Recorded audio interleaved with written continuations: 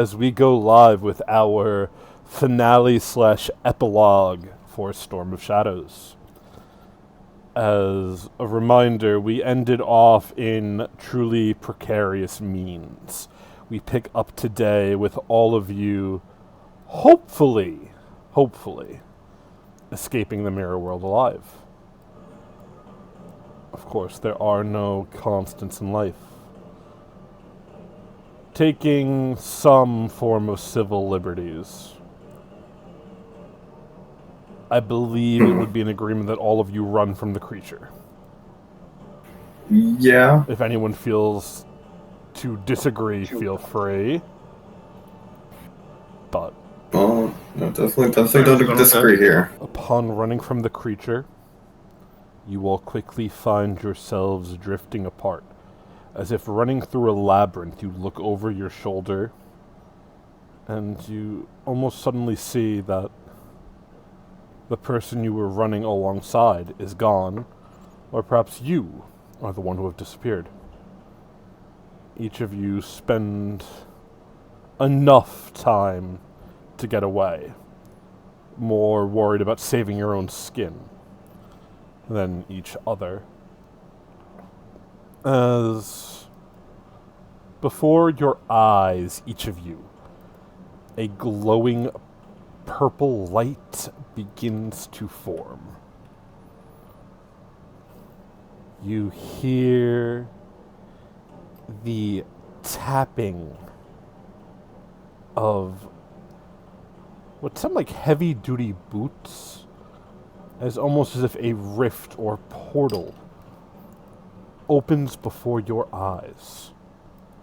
And each of you, you look around and you do not see each other. You don't see anyone. Except for the figure that steps out. All of you would immediately recognize the Herald of Twilight.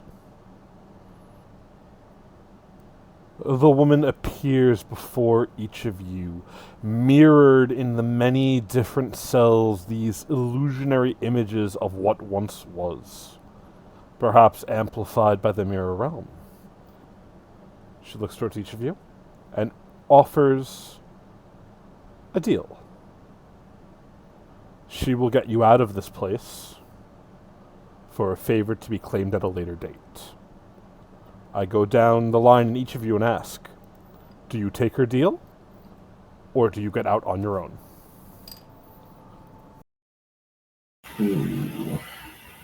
That is where our epilogue will start. And depending on choices, some people may see each other again, or if you guys have things you want to do in character, you're welcome to see each other over the 5 years, but this is your first dilemma, question, whatever you would like to call it. Mm-hmm. Well, I guess I have a question, Dylan. Of course.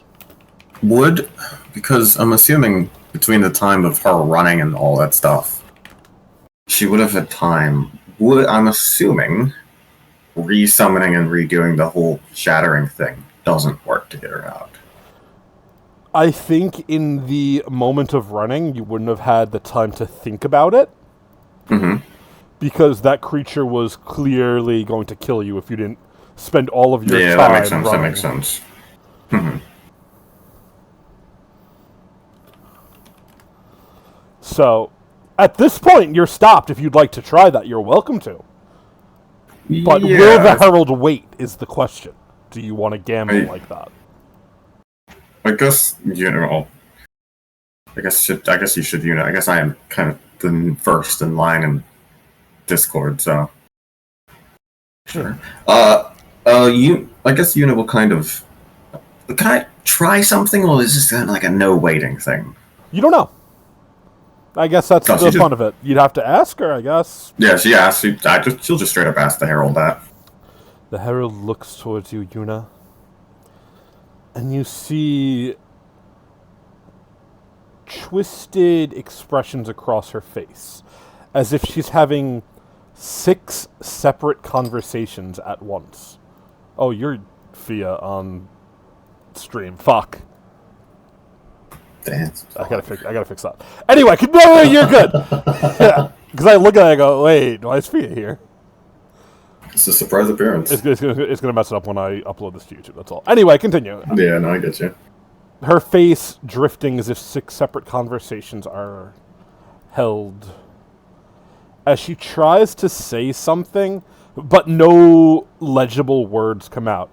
She simply nods. Like nodding to, you can try something real quick. Nods are always yes. Shaking head is no. Do I have to pin this in this channel too? I think you were there for that. No, I was just curious. Okay, You're good. Will snap her fingers and just quickly do, because I think it doesn't. I wouldn't take it'd take like a second or two to just snap her. Well, 6 seconds to snap her fingers and then destroy the mirrored version of herself. It does create a doorway, but it's a doorway back to the mirror realm, to the entrance you came from, not a doorway back to the material plane. Now we're playing. Okay, so just okay. She kind of looks at it. Ah, well, I guess that's not a way out. She kind of looks at the herald. You know what? I want to get out. I have things I want to do. I don't want to die here. Sure. Looks at you as what looks like an ancient tome rolls out of her hands. It begins flipping pages. You see there is weird magical text that Yuna, you honestly cannot make heads nor tails of. But there is a line for a signature and an empty spot. She ain't smart. She kind of looks a bit confused. And I guess I'm assuming I don't get to read the contract. She shrugs as you see a name appear. That of Stark's name. I forget his first name. I don't have it. I don't forget his first name. I don't have it on hand, but he told us. He did tell you guys it's Stark's first and last name signing. Yeah. I don't remember off the top of my head. Robert Stark. Robert. She sees that and nods. I guess. Sure, as long as your favor isn't like a death, like something that kills me. And she will sign the paper because she wants to be free.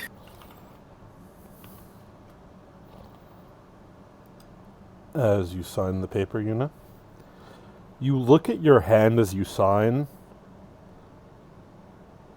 and your vision grows blurry for a moment. You look at it, it's as if 3 hands overlaying your singular hand. 3 different skin colors. 3 different selves, perhaps? But as you sign it, there's a nod. You are deposited back in the prime material plane of Arvlon. 1 year has passed as you land right in front of the gates of what is now known as, what is it called? I forgot. Something ridiculous. Are you talking about the Emporium? The Yaga Emporium of Goods and Services. A big sign hangs. Though the gates lie open, there are corpses that line the walls, mostly of they're humanoid, but not human. The armor they wear is odd. They have tentacles for arms, some of them. Almost like some evolution of fishmen. As what looks like this desecration races throughout what was the city of Thysarion.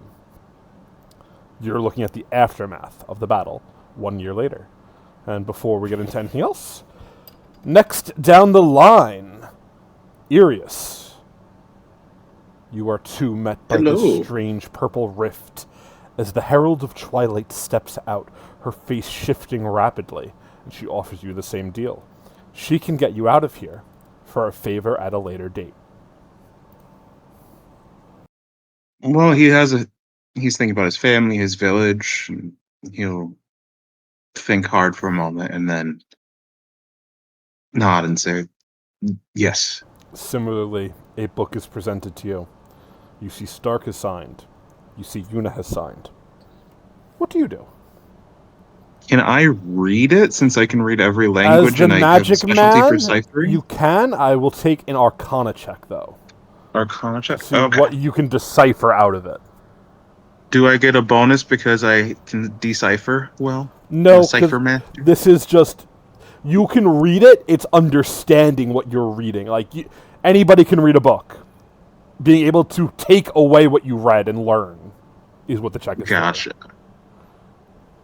Yeah, like that's Ooh. I love you, buddy. Can I? Yeah, you guess. Can I rewrite? Yeah, absolutely. I love that. I love that. That's great. Well, what I sent you said I get a nat 20 on my next D20 roll.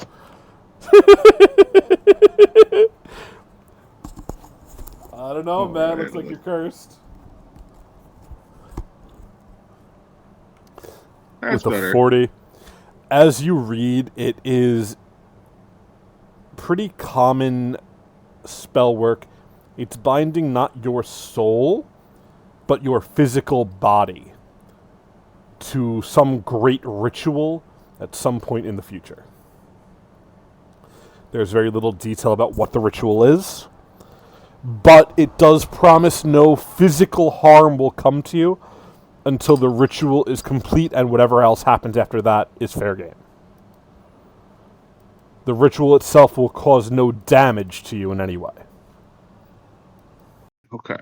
Not that I think I know. Not that I think she'll respond to me, but I'll ask, what is this ritual? She goes on to explain, but I need a will save to see if you could hear what she says. Well, I am not as good at these. Yeah, that is a fail. If you want to rewrite fate, you have the points, you might as well use them. Yeah, may as well. It's the epilogue. It's a no high point saving. DC, though. That's all I can say. Just go for it. It's a worse roll. It was a 29 DC. I apologize. Okay. You hear her speak, but the words exit your mind. She taps the little line as if waiting for your signature. What do you do?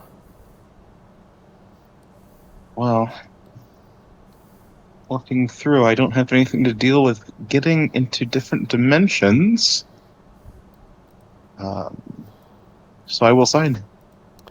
As you go to sign, Irius, as the tip of your finger wets with blood to sign this infernal contract, you feel every bone in your body freeze.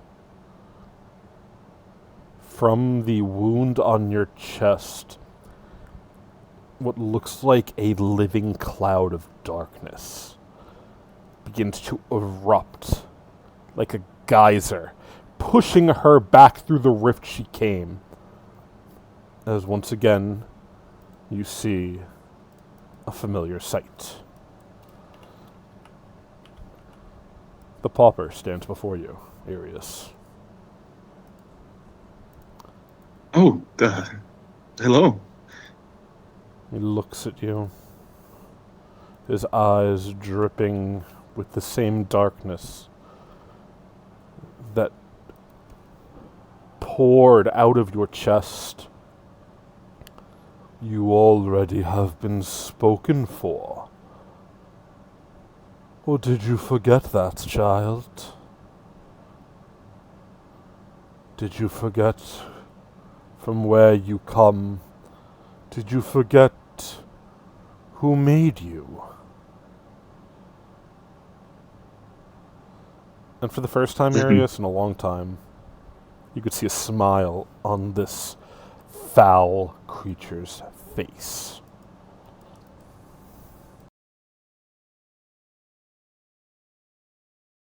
I didn't realize it would affect you. But in which case, are you able to help me get out of here?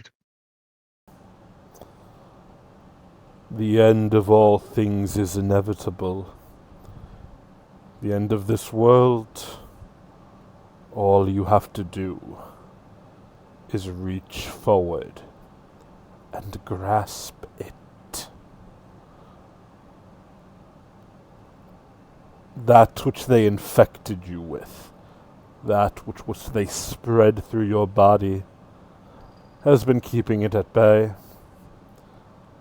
If you want out of this place, Irius Auberon,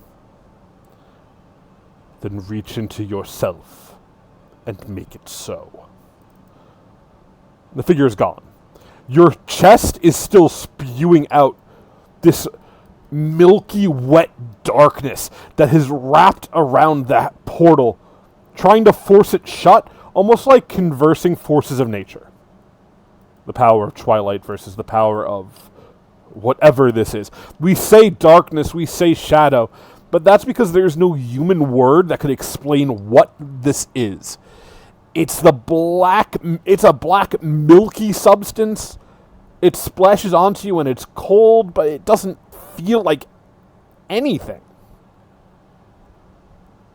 And at the same time, Irius, you could feel the magic of the spell flame in your blood bubbling over, trying to close this geyser-like wound upon you. And you have to make a choice. Do you give in to the end? Or do you give in to the power of magic? Dun dun dun. Well, ultimately, he doesn't want all of his people to die, and he doesn't want the end to approach so soon. So I will give in to the spell flame. Are you sure? Yes. As you do, as your body begins to boil, you black out. Irius, you awaken. You are seated on a bed in a very nice-looking castle. It looks like some sort of infirmary. Your eyes open, looking around. There are no doctors or nurses. And as you try to move, you feel constricted in some way. As you look around, you see a figure that is somewhat familiar, sitting at your bedside. You see Prince Nallis. He looks at you, goes, "You part of the living yet? Or still something in between?" Can I look at my hand and my chest and see if it's still blackened? You do. You are wrapped head to toe in one of those straitjackets that like completely bind your body. Oh. It's such a tight constraint you can't even feel your fingers. You've got like everything is numb. Your entire body except for your head. You can move your head a little bit. I think I'm one with the living. 2 years we've been waiting for you to wake up. Curious. You're not going to like this, but as you see him raise his sword, slice down the bindings, as you look at yourself, Irius, your arm is gone. And there's a gaping hole in your chest that has been replaced with what looks like magic cloth fusing with flesh. Almost like that of your jacket. And you look and you could see in a nearby window the pauper shaking his head, disappointed. Irius, it has been 3 years since you've been on the material plane. You've been unconscious for all 3 years. We will come back to that soon as you decide what you want to do with your epilogue. Okay. Next, we have Nawai. Hello, hello. Within the mirror world, running from the creature, alone, you see this portal open. You see the herald step out. She looks towards you with a smile. And unlike her offer to the others, she looks to you and very plainly says, "What will it take for you not to return?" Her words are clear.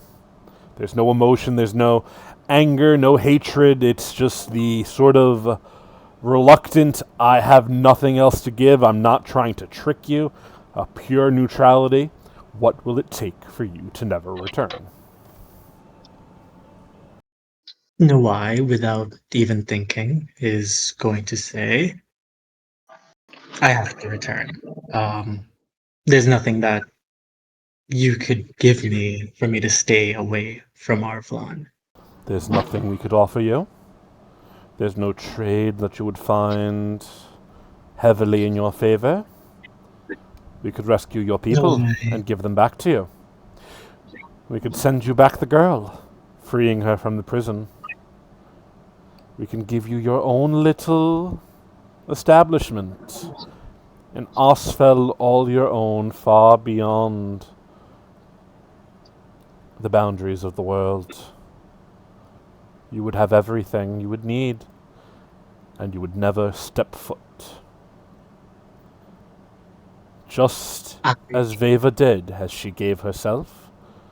What if I offered safe passage to all your friends? And she smiles.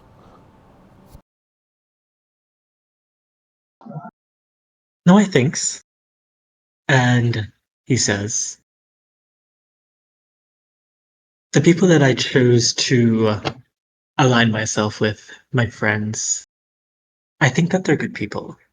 I think that no matter what they decide to do, once the time comes for you to claim back a favor from them, I don't think they'd do anything that they wouldn't have already wanted to do. So I'm not concerned with them leaving or not. I feel like even if they don't take your deal, they'll find a way. They're very resourceful people, and I trust them. I appreciate your offers. I do. But I can't take them. I need to go back. There are still people that I need to help. There's still things that I need to do. Things that I want to do on my own, with my own merit. So I can't take your offer. She looks at you for a long moment. And what if I showed you that by going back, you would only invite doom upon the world? Would you still go? Would I be able to help fight off that doom if I go back? She sighs. If I say yes, it'll just make you want to go back even more. I No, I will smiled. level with you, hero of ages.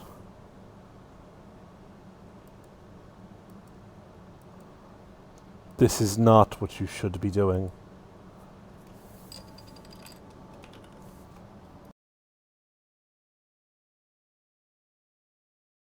Going back or being in the mirror dimension? Going back, you will just complicate things in ways you could never imagine. You're a hero. The hero. And gods, I really don't want to have to hurt you. I'd feel terrible about it, truly. You've done me no ill will. I have no wish for harm. Well, Are you how certain there's no about... way I could change your mind? Why not? And he says, how about until we cross that bridge, we just stay out of each other's way? She looks at you for a long moment. While some their story ends, you know this is just another roadblock. To you, I offer not the deal that I gave to them. To you, I offer this. I will take you from this mirror world. But I will not send you to Arvlon as you know it. I will send you to the heart of your enemy. And if you truly are the hero of ages, just maybe you'll make it out. Or you could stay and rot in here. After all, what Casimir let out, he simply undid the bindings. It'll be here any minute now. What do you say, fish man? I accept. I'll go to the heart of my enemy. Very well. But don't worry. I'm sure you won't be alone. Did you see her snap her fingers into Y? You blink and you find yourself standing in what looks like a kitchen, as strange servants wearing collars that are designed to explode, much like the Shatter Kai you met ages ago back in Old Sunday. Mm-hmm. You can see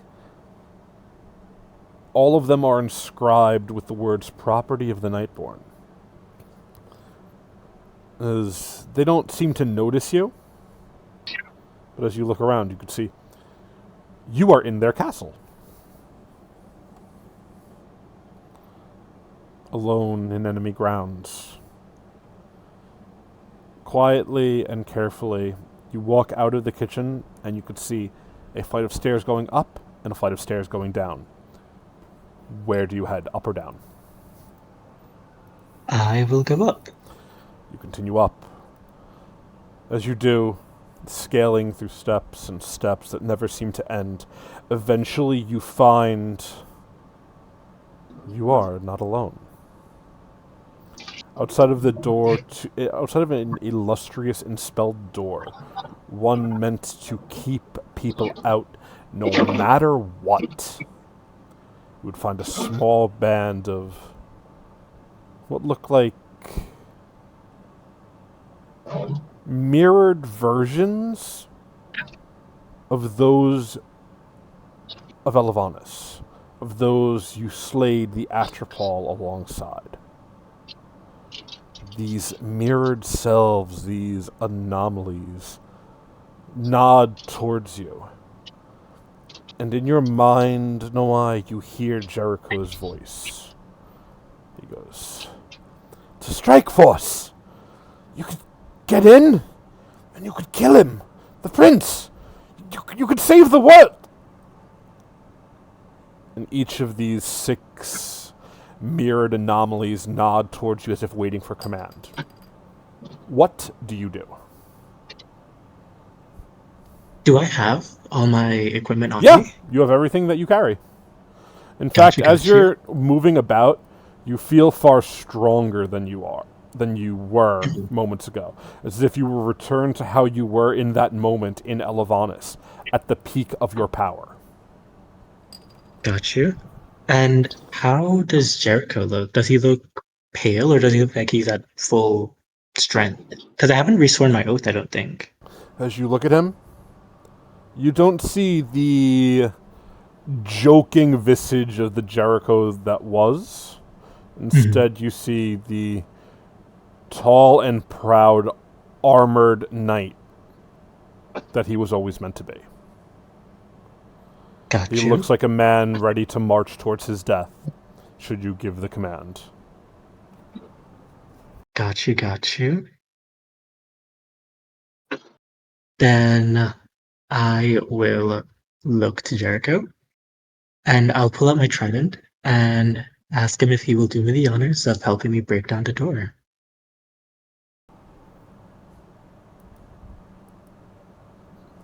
He immediately nods. And as you go to strike the door, you see him just shoulder check it.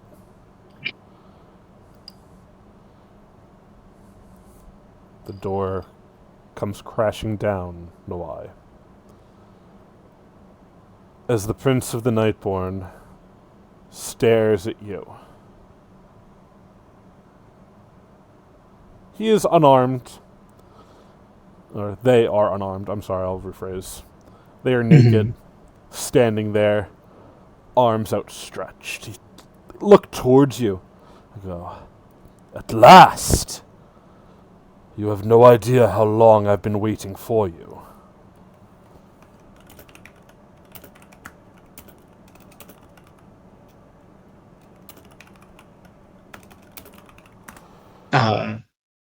I will look to him and say, and kind of pause, and in no why fashion, he'll say, "You've been waiting for me while naked in your throne room?" He nods. "I've been waiting this entire time. 5 years for you."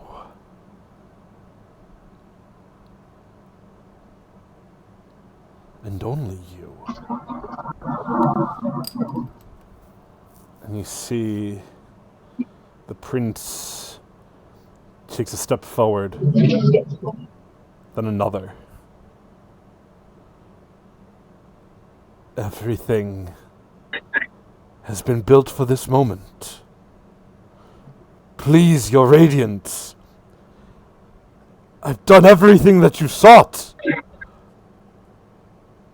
As the prince falls to his knees before you, holding his arms outstretched.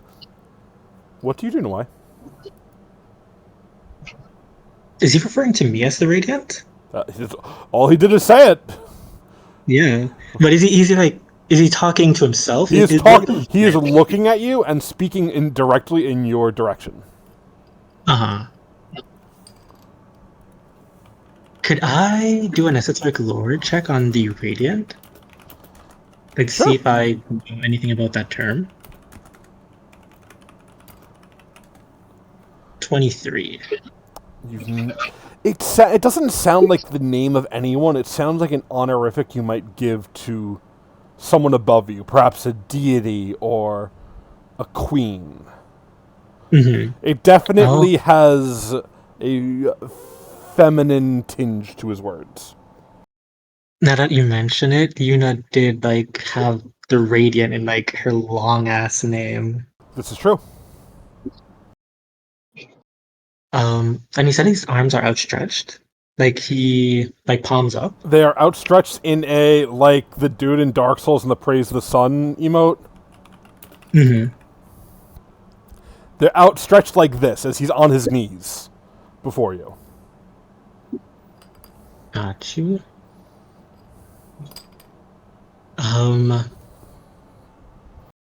Joai's gonna look to the others and be very confused. I'm. What were you expecting after 5 years of waiting, if you don't mind me asking?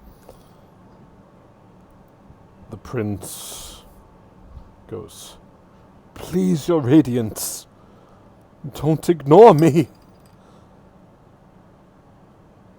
As if speaking directly past you. When out of the corner of your eye,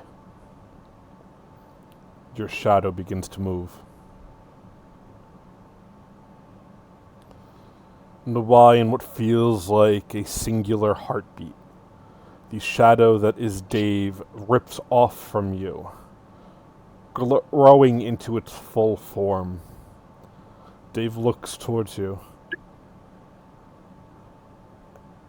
and you could see tears pouring from the red eyes that glow from the shadow. Tears the same color. She goes, "I'm sorry, but she made me do it." As the shadows rip apart and standing in their place, in the remains, if you could even call them that, of Dave, the Lady Dawn.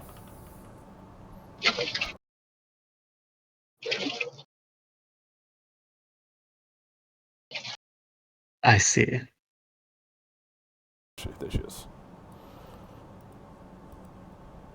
She looks at you, Noai, and smiles. I always knew you would bring me right where I need you to. You never do disappoint. Never once. You watch as she steps forward, and with a single hand beheads the Prince of the Nightborn, who his face is contorted into this expression of abject ecstasy, as if this is everything they had ever wanted. Mhm. Holding the prince's head, she turns towards you. I suppose I should thank you. Lying inside of your shadow all these years. It's wonderful, to say the least. But now I have a world to claim. I think I'll call our little settlement New Osfell.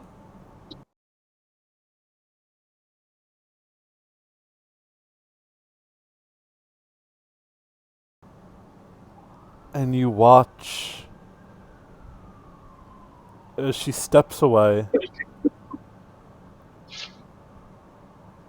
The lifeless corpse of the Prince of the Nightborn bleeding out on the floor before you. You sit there in this little castle bedroom, Noai. Is she stepping anywhere particular? She just steps. Takes a step, maybe closer towards the bed, Hmm. as if watching you.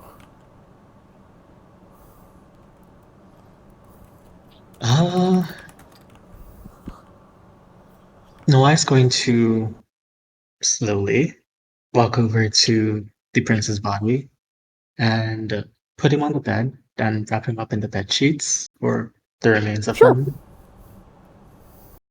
And then he'll turn his attention back to Lady Dawn. For all my years of travel, you have just manipulated people constantly, killing anyone to get by any means necessary. I Do you act like you're so much better? How many corpses line your blade, Noai? How many dead and damned fell to your hands? At least I'm doing something good for the world. What exactly are you trying to do with New Ospo? She smiles. The world's going to devolve into chaos. A chaos more beautiful than any we have ever seen. And quickly at that. New Osfell will be the beacon. I will light the way, and all others will follow.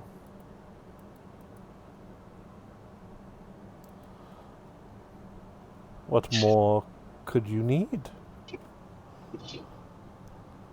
Arvlan will tear itself apart, and the little heroes like you will find they have no place in this war beyond the worlds. When the Shattersworn come out to play, mortals are the ones who suffer most. Instead, I provide a safe haven. There's a magic in Arvlan, hidden by the dragons, fueled by the Stormhearts. I speak, of course, of the ley lines, though you need not trouble yourself, Fishman. Go forth to your frontier. Go forth to find the heroes that you will need to engage in your true quest. Go where the ley lines are depleted and there's nothing left but dead gods fighting over who has the biggest stick. Arvlon is mine. And just as your dear Estime tried and failed, I don't believe I will. Now, that said, we could always do a little tango. There's a bed here and everything, as she winks at you. I'll have One to pass. quick ride before the road? Could I vibe check her to see if all she said was true? Sure. Although I suck at these. Let me. Well, It's not bad. sweet. She speaks with confidence. That's all I can really say. Mm-hmm.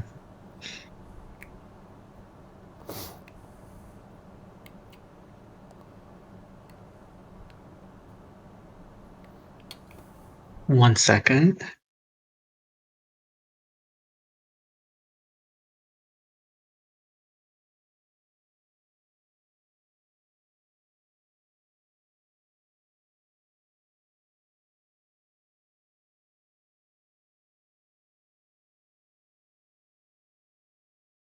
No, I will look at her, and he will say,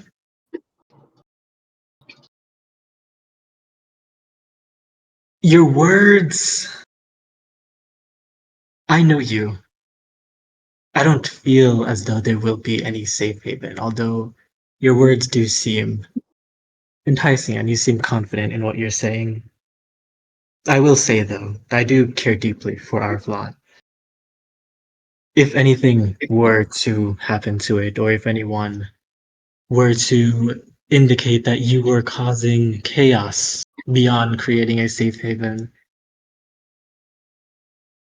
I think our paths will eventually cross again. It is my home. I do care very deeply for it." You know me so well, dear son-in-law. But in doing so, you know so little. I guess you'll have to wait and find out what happened, But don't worry. I'll always be here for you. Right in here. And she touches down on the floor where your shadow is, where there is a large heart-shaped hole that will Mhm. never be filled again. Just so you know, Noai. He was tortured every minute of it. What he dealt with for your sake, what he tried to withhold, would push most to suicide. But even he broke in the end. Ta-ta, fish boy.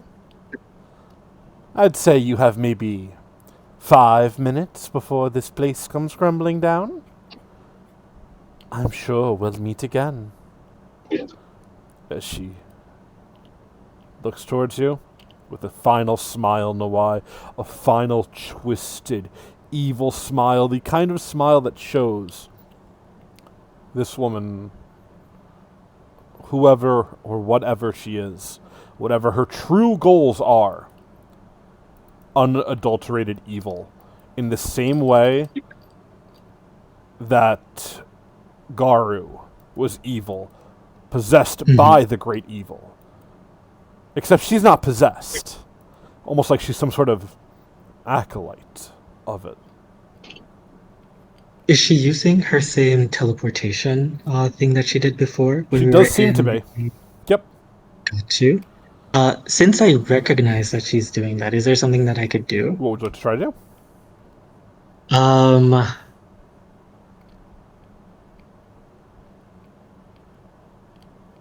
You know, it's a little mean, it's a little petty, but It's for Dave. Noah's a little pissed off about that. Yeah. So he would have tried to use one of the surges to attempt to take one of her wrists. Okay. Give me an attack roll.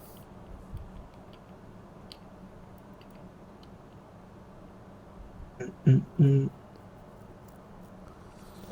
Are you 33. using your trident, or are you just fisticuffs? Using my trident. Using my trident. As the trident swings, you could feel these surges like an old friend rising up in the palm of your hand.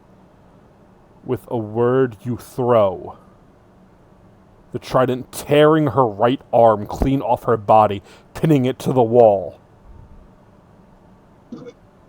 As she turns and looks at you, Nawai, her eyes glowing this dark, shadowy black.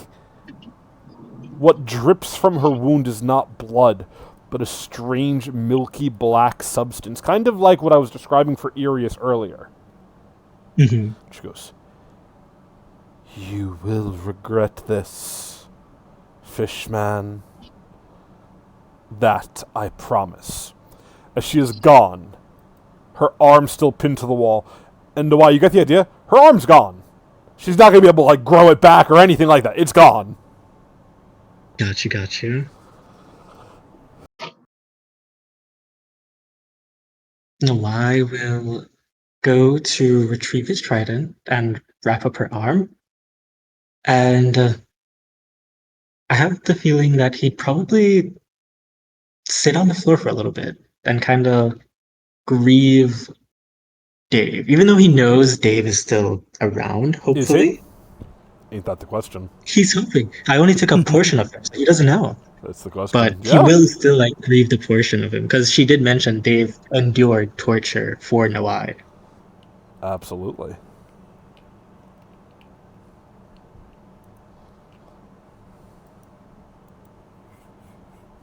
After that, I think he'll try to exit the castle with everybody. I guess As you do, the castle is coming crashing down. These mirrored anomalies of this other band of heroes. Using their own surges, they manage to get you out. As you land somewhere. Where on Arvlon, you not quite sure. There's a city.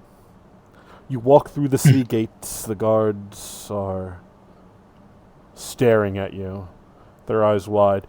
You make it as far as the city square as the shouts begin to cry out. Nawai Osfel, villain of ages, he who doomed the world in working with the Nightborn. As a crowd of people bearing pitchforks, torches, axes, you name it, these mundane farming tools, as they try to run you out of town. And again, no matter where you end up, the same thing keeps happening. You keep getting ran out of town, and nobody really explains why. Until you wind up back at what was Thysarium. Mm-hmm. You walk in, being told 5 years have passed, but they're waiting for you in the throne room. As you pull open the doors, you would see perhaps some familiar figures, but this is where we pause your narrative epilogue and go to the next person. Dun dun dun. So currently, to keep track, Yuna appeared 1 year, timeline-wise. Irius appeared 3 years. Nawai, 5. Just keep it in mind, something important. Mm-hmm. But you all will still get your time to do as you please. I think you're seeing what I'm leading up to, but, you know, stuff can change. That's why nothing's set in stone. Yeah. Alrighty. Josh, are you able to speak or no? You still at work? I can speak, but I'm like 2 minutes from home, so if you want to do Patrick first. Sure. Hello, Patrick, you here? I am. So, Basically, what happened is it is assumed you all ran from the creature in the mirror realm, splitting up into as the place became very labyrinth-esque, differing paths that are one and the same. Eventually, a glowing purple rift appeared before you as the Herald of Twilight steps out towards each of you through 6 different mirrored-like rifts. She looks at you and offers you a deal. She will take you out of the mirror world in exchange for a future at a later date. She presents a book where you could see there have been 2 signatures, Stark's and Yuna's. What do you say or do? Would you like to take her deal? I refuse. That is totally fine. She nods. She leaves, leaving you there in the mirror world for now. As the immediate danger has passed, you find time to wander and think. There are no sign of your allies as you wander through this world, which is a veritable mirror of Arvlon. It is both similar and different. I guess my first question for you then is, are you looking for a way out? Or, I guess in question, what are you looking to do while you are here in the mirror world? I'll be looking for a way back home, first and foremost. Okay. But I guess I'm going to be more nuanced because I have to. When we say home, do we mean Arvlon, anywhere on Arvlon, or are you looking for a way back to the Emerald Court? Emerald Court. Okay. It takes you a bit of time.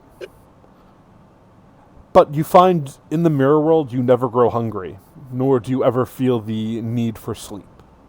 There are times where you do sleep, if only to avoid something or another, a creature, or some other sort of, perhaps a patrol. And just because it's the easiest way to make time pass, you sleep.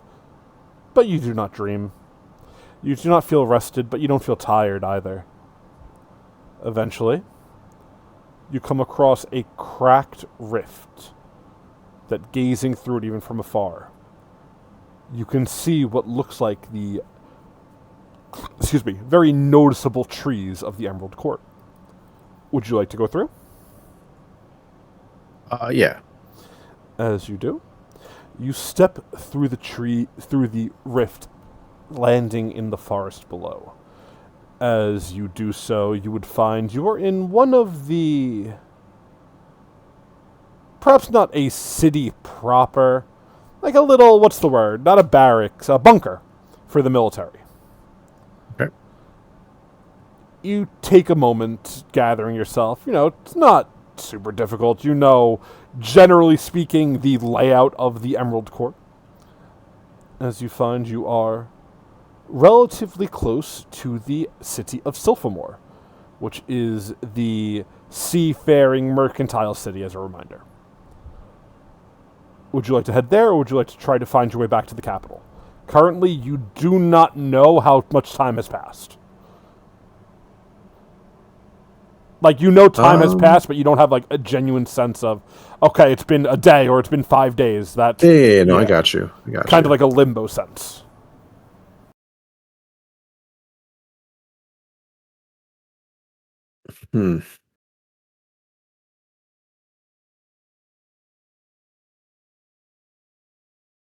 Sorry, this is You're good. a crossroads on what I want to do with the character, and I'm not sure which way I want to go. You're good. That's fine. I know where I wanted to end up, and I feel like This isn't going to be where you end up. This is just your brief narrative before you get into what you want your character to be doing. This is just how you got out of the mirror. no, I got you. I'm just trying to figure out the steps to get there. Yeah. No, 100%. You're fine. Again, you're not. You still have a lot of freedom. This is just very early, Yeah, you're good. I would try to go to the capital. Okay. It takes you a bit. You arrive, and you're stopped outside by what looks like an enormous army of not quite human soldiers. They stop you. and begin questioning who you are, what you're after. You know, the usual. Mhm.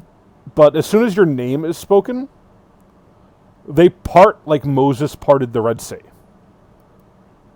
As after maybe 20 or 30 minutes, a heavily armored knight walks over. He looks towards you and gives a bow. He goes, "Lord Varg, if I had known it was you, my men would have not accosted you in the first place. I apologize. Word of your deed has spread far back home. You've been labeled a hero. You and the fishman you caught. I apologize, but we are currently in the midst of a siege. The foul Yagas have taken over, and we're going to free this place from their influence. We ask you not to fight in this war, but do be careful where you tread. I would not see a hero of my people lost to anything of any sort." And the man bows once more. You would recognize the armor he wears is the same as the honor guard of Prince Nawis that you guys saved from underwater.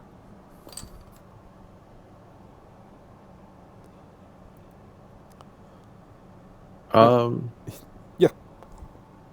I would bow and heed his words, I guess. He's just basically saying, be careful where you're going. He's not telling you to do anything. Yeah. Oh, he would also explain it's been 6 months since any of you were seen. You spent 6 months wandering the Mirror Realm, essentially. Okay. Maybe like 5 months and a half, and then you spent a couple days getting here, you know. But just general timeline stuff. Yeah.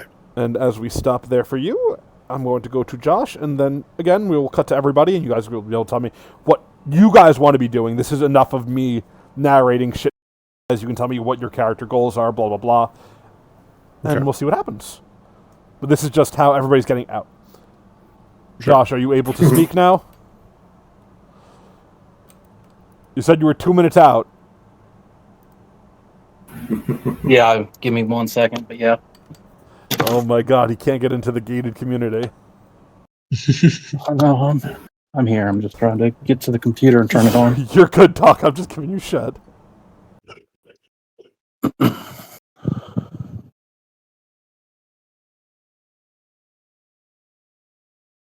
But I can hear you.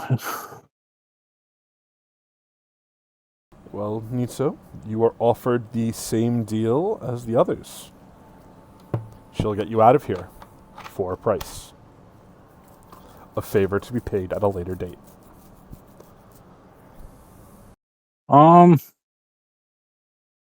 I tried flipping my coin first. See if I can contact the powers that be. Smart. You flip the coin and nothing happens. However, Nothing. the idol that you were given, that strange statue, begins to glow. Its eyes glow this bright eldritch green as its mouth opens. A strange purple mist begins to pour out, wrapping around you. As it's almost like you hear the statue laughing. And it's that sort of, almost that like Mexican ja ja ja ja type of laughter. Mhm. As the herald takes a step back towards the portal and sighs. As you are enveloped by the smoke, you find yourself in front of a small cottage overlooking a cliff. You gaze down the cliff. It's probably about a 700-foot drop into sharp, rocky exposure. Gazing down past the cottage, there is farmland. You could see people, mostly young men and women in their early to mid-20s, wielding farming equipment as they are tending to the land. You could see they're planting seeds and pulling up crops, you know, everything that farmers do. They're very rich people, you know. They are rich. They've got a lot of assets. As the cottage that you were in front of, the door opens. You could smell that homely sort of freshly baked bread, a pot of soup on the fire, and you hear a female voice, ancient and kind. "Oh, dearie, do come in. I've been waiting for you for a very long time." You would have everything you had on you except for the statue, Nitso. Statue's gone. The statue is gone. You I'll get walk the towards idea. the It boys' was an cottage. activation thing, and it took you, but it left the statue there in the mirror world. Gotcha. Like looking around, can I tell? Because I've been on two different, continents at this Correct. point. I don't know if I'd be able to necessarily discern where I'm at in the world. But is there a check I can make? You are welcome to make a survival check to see if it gives you any ideas of where you are. By all means. Oh, perfect.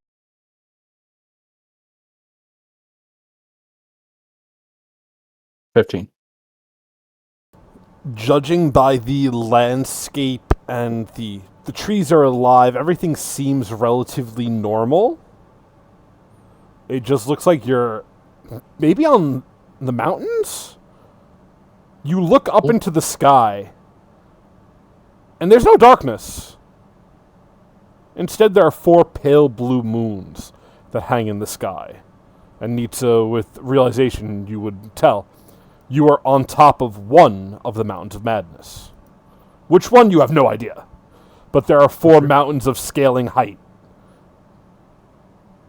Well, I would start migrating towards cabin of nice voiced lady and smell good food. Yeah. As you walk in, it is a single room cottage. There's a couch, there's a rocking chair where an old woman sits.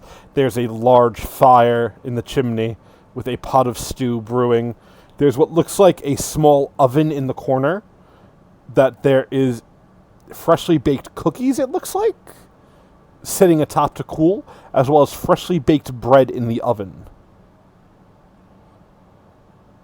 Awesome. There are many picture frames that adorn the walls with little handcrafted portraits of all sorts of figures that all look discernibly related, as if they're just family portraits.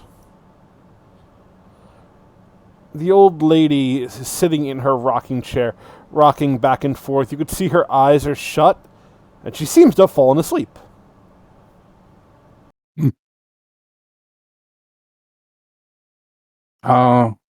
Nissa will walk up.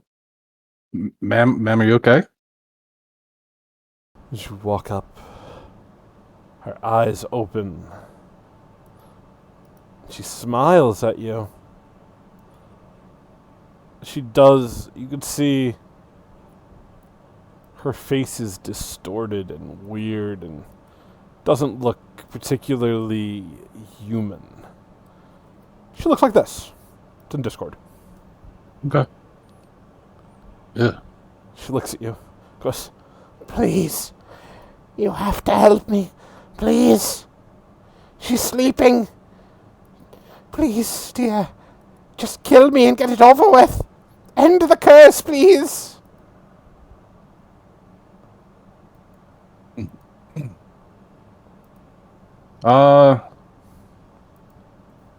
She's got some weird features, but am I gonna be able to tell like this is like a sincere plea to die? Seems to be. You can make a perception check to read her intentions, yeah?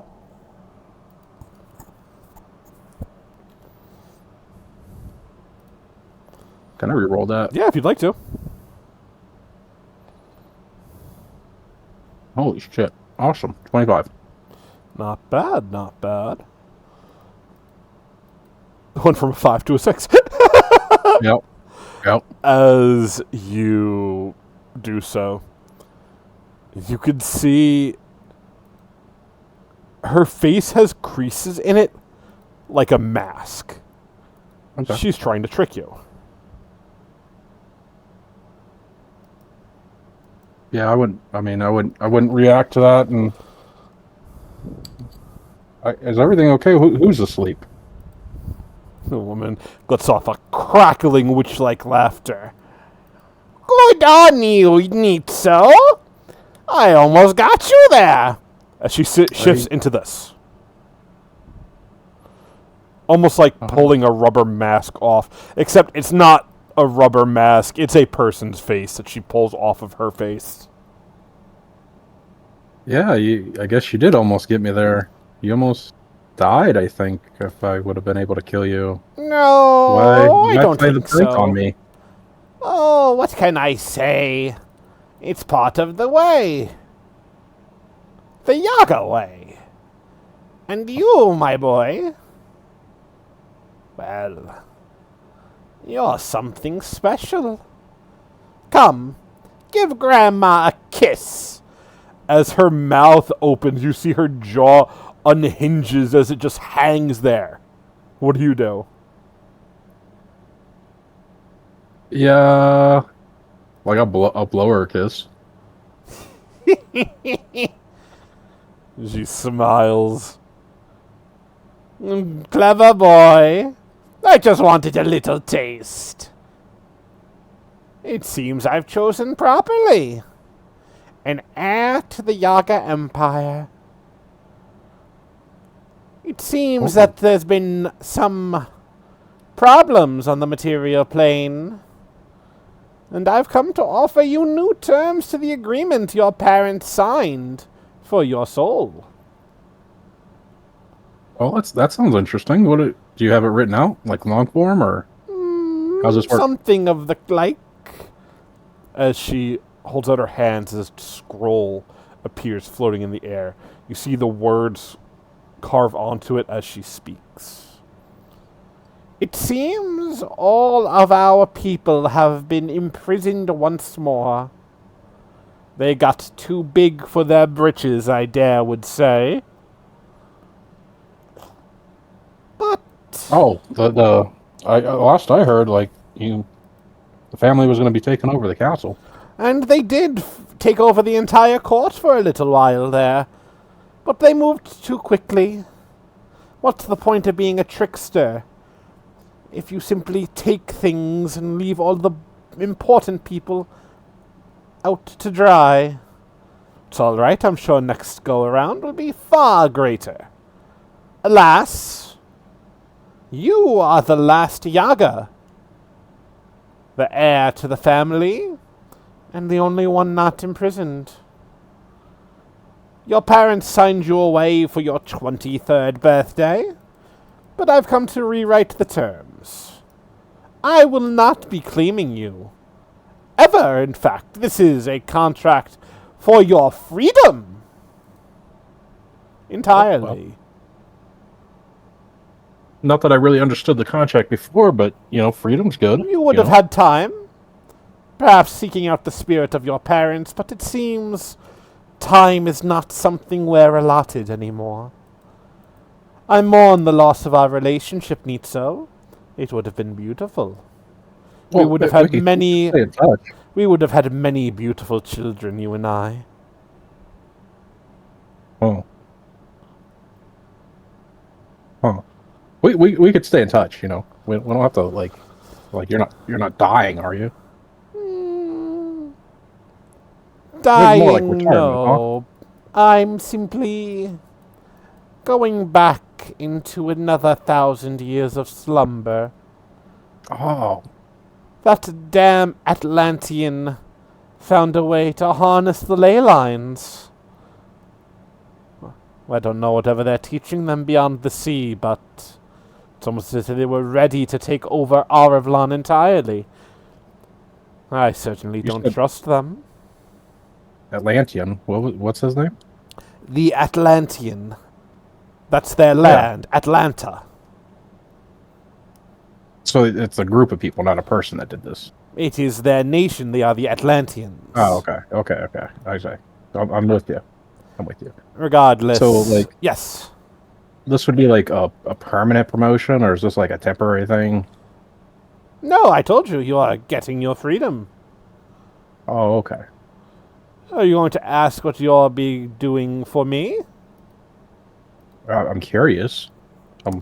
You got to speak it for it to be written there. I'm like watching to make sure everything that she says is like being it written is. down. Everything that both you and her are saying is appearing onto the scroll, kind of like the court reporter writes down everything that's Yeah. said in the courtroom.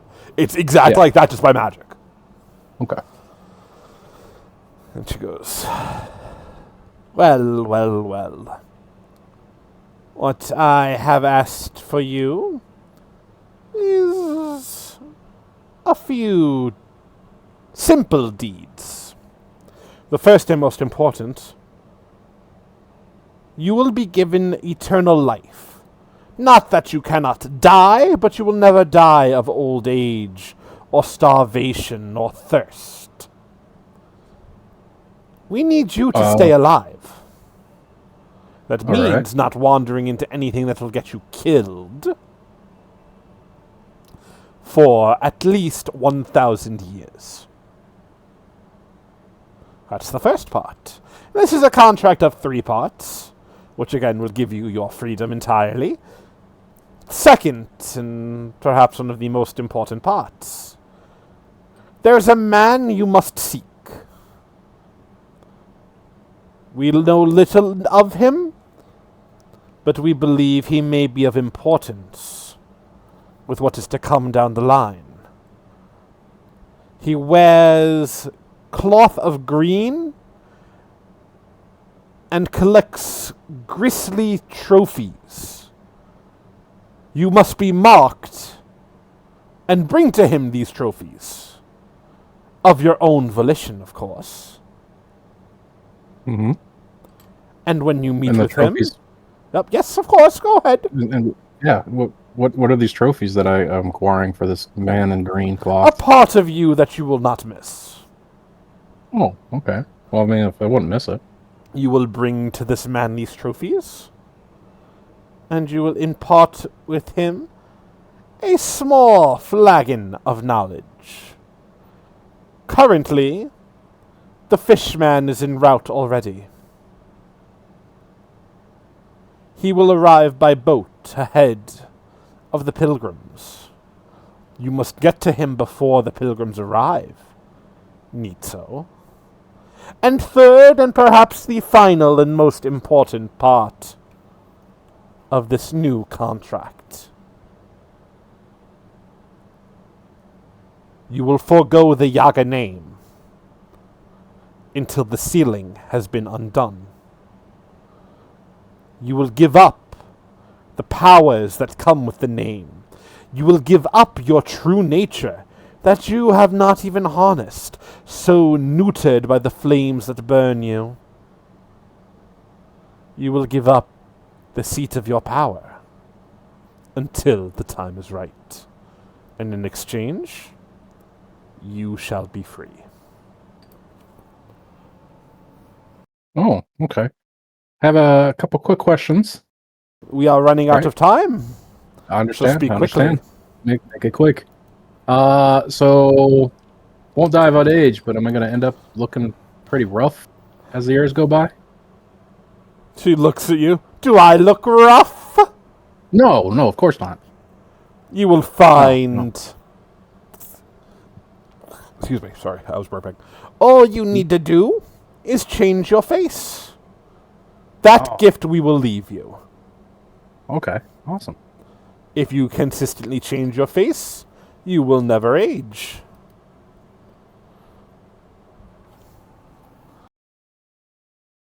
And Nitsa will like quickly scan through everything that was just said and try to see if there's any poking holes in it, or even like, any evil intent that he can find behind any of it, and he can't see anything. So, yeah, I think we're gonna be in agreement here. I will miss you, Nitso. A shame you never get to see what we truly are. Perhaps one day. Now, Yeah, I know. I mean, before I after 1,000 go, years. let me get to you the trophy to provide. And please, feel free to scream as you see her pull out this rusted sickle that looks almost blunted. A smile crosses her face as giant roots shoot out of the ground, wrapping around you, imprisoning you. You are unable to move, Nitso. What do you say or do? Do you do anything? I'd like to struggle anyway, or attempt to. Yeah, absolutely. I will take a reflex save. Oh, okay, I'm sorry. It's okay. You're good. Oh, That's pretty good. I mean, it doesn't matter. You try to struggle. You manage to kick your feet a little bit. All you manage to do is kick off one of your boots. Awesome. She goes, you're helping. Thank you. She takes this blunted sickle and just starts sawing off your toes. Oh, yeah. I mean, I'm sure it's painful. Oh, yeah, no.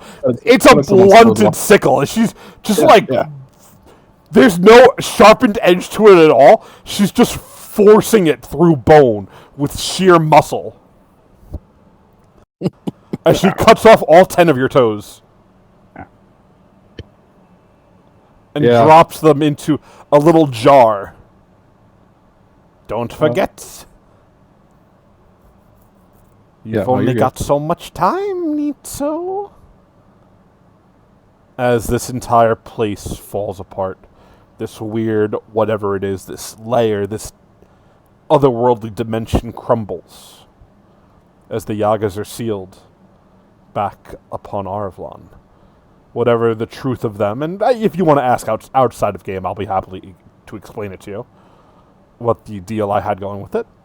But otherwise, for now, Nitsu, you find yourself in Thyssarion. 5 years have passed. The city does not look anything like it did. And you are immediately grabbed by the guards. They put gags in your mouth, bind your hands, and bring you to the throne room as they throw you down. In the middle of the room, as people begin to walk in, most notably, you would see Nawai at the door. And now, as our big narrative expose for each of the PCs has ended, if anybody is interested, Stark went somewhere. It doesn't matter. I will tell you guys if it's important, but at the moment, not particularly. Instead, I look to all of you. You all know how long it's been that you've been back on Arvlon. For Nawai, 12 hours. For Nitso, maybe 20 minutes. Yeah. For Irius, 2 years. For Yuna, 4 years. For Haruk, 4.5 years. As we go down the line, what would you all like to be doing during this next expansive time? You have little hints as to what is going on in the world. Anything you guys want to do, as I mentioned, the floor is yours. Tell me what you want to do, and I will tell you what happens, and so on and so forth. And then we'll do a little ending thing at the end of it all. That's all. But yeah, whoever wants to go. Well, you kind of know what Yuna's doing a bit, Dylan, basically. Trying to, basically somewhat right the wrongs of what her, aunt did, at least in her mind, and how, and kind of like, make, kind of change drow culture and that sort of thing, potentially through the help of Brunstalis, if he, agrees to help. Yuna, as you walk through the bloodshed that is Thyssarion, right after the siege, you walk amidst the corpses of both elves and these people from beyond the sea. You walk and you walk. No one stops you. You get many looks. There are hushed whispers. They're talking about you. They're saying something about you. But you hear your name in a language you don't understand. You continue walking until you come to what would have been the town square, where once stood an enormous statue of the Emerald Queen. As you arrive, you see the statue has been cleaved in half. It looks like it was already reformed to this strange, horrific old lady. This is the same one I just posted in Discord. Mhm. It's of her. And sitting on the remnants of it is a bloodied and weak-looking Prince Nalus. You could see he is covered from head to toe in wounds. His left arm is gone. Just a bleeding, empty fucking stump of what was. And he seems to be addressing the soldiers who've gathered. There's probably 600, maybe 700 people equally as badly hurt, yet they stand at attention, listening to his words as he speaks in this almost melodic tone of voice that is very otherworldly. Yuna wouldn't interrupt. She'd just stand off by the side, waiting for him to be done with the address. After a handful, maybe 20, 30 minutes of talking, the soldiers begin to disperse. You see his eyes are scanning the field when he sees you. It's almost like his jaw drops.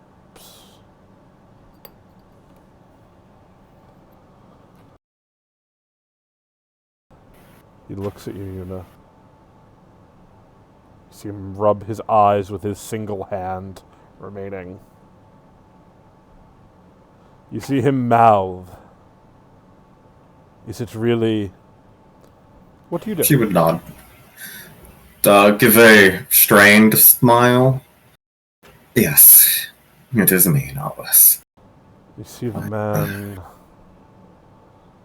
tumble down from the remains of the statue. He goes, when I found out what happened here, when I found out what the Yagas did, I sent word back home. We marched immediately. It was a long battle, over a year of sieging. But Thyssarian is free. If I tell you what I saw, hell, you wouldn't believe it. Arvlon, this world, there's a magic to it. My people, we called them ley lines back where we're from, but all of ours are long since dead. It must have been what the dragons were trying to hide. A treasure unbound. Enough to... And he stops. And he looks at you. He goes, I feared for the worst. Everyone we spoke to, all they said was, the Inquisition got you. That you were being turned into a saint. But by the gods, let it be said, if you are a saint, then let me be your final victim. As he tilts his head back, exposing his throat. Oh, by the gods, no. No, I'm not a saint, I'm not anything. Lost within a realm. I guess that realm is... time's different, I don't know. I don't know what happened to my friends. Patriots. But... and I'm here, I'm not a saint, I'm not... really changed too much. I'm... here. Thank you for what you've done. You've honestly done what I could not have and saved this place that I love so much. At such a great cost. He looks at you and goes, I was told what happened to your mother. I was told what the tricksters made you do with their infestation. Truly, I am sorry. But there's one thing left to do. as he looks past you, Yuna. At this point, almost like second nature, you would see your dragon waddling up behind you. You haven't seen it since you were in the mirror realm. Mm-hmm. You were 100% sure when you reappeared here, it was not there. And as you look at it, there's something wrong. It looks at you, and there's an evil in its face. Excuse me, an evil in its eyes. You see the dragon opens its mouth as it unleashes onto you a cone of jet black fire. Yuna, I need a reflex save, please. Mm-hmm.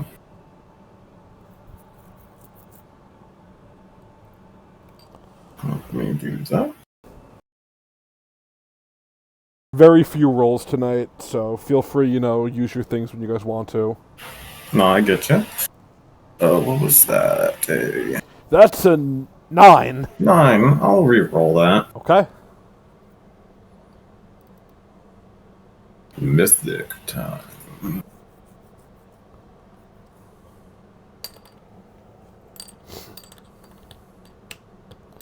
Yeah, that's a bit better. That is just enough.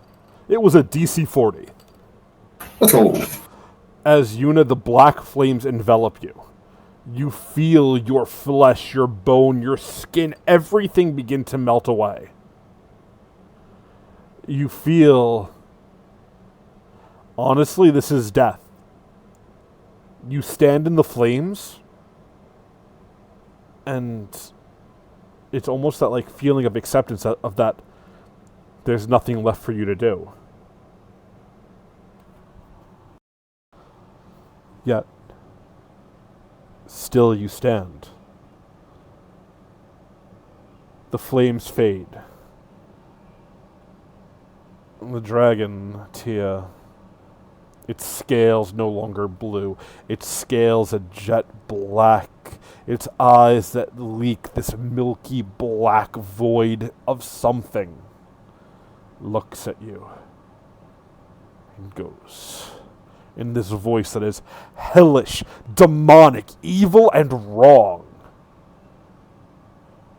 It was supposed to keep them gone.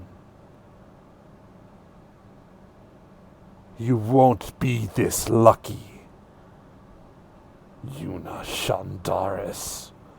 As you see the dragon grow full size, flapping its wings and disappearing into the night.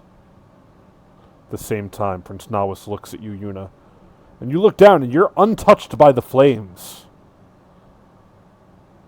Yet you feel the pain of this. You feel whatever spell flame was in your body is completely gone. The spell flame masking this connection to true evil. Prince Nawis looks at you and goes, "Did you always have a guardian angel, Yuna?" No. I guess I'm just an lucky individual. I don't know if it's luck. I could see them both smiling down at you. Like literally see someone, or like metaphorically He see someone? nods. He goes, "I guess the question is, do you trust me?" Breathes deeply. Yeah, I mean, I just got betrayed by my dragon, and I cared for quite a lot. But yes, Nawis. He extends his last remaining hand out to you. Do you take it? Yeah, she'll Up take to me you. with this. Yeah. You're by no means She forced looks to at do him. anything. Yeah. Yeah, no, she looks at him before I do anything. Kind of tired of the whole not telling me what's going to happen. What are you doing, Nawis? I'm going to share my sight with you. gonna make sure he's telling the truth. Of course. He goes, it's something my people can do.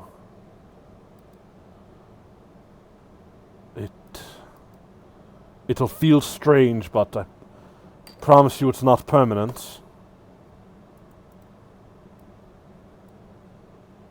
15. All I will say, so far the prince has not wished you ill will. No. She will take his hand. For better or for worse, she trusts the prince. As you do, you feel your eyes, almost gloss over. You feel your sight shift to worlds unbound. As he motions upward, he goes, now, if you look, you could see them waving at you. Waving goodbye? The second before she turns around, does she feel anything? Like, I feel like a connection to now that she can, like, just see more. Does she feel a connection to anything, like anything watching over her? Like, does she feel anything? Yuna, all you feel is this immense sensation of loss.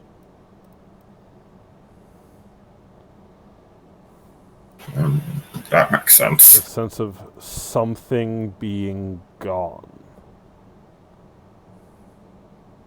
And you're not quite sure what it is. Does she still feel her connection to the maelstrom? No.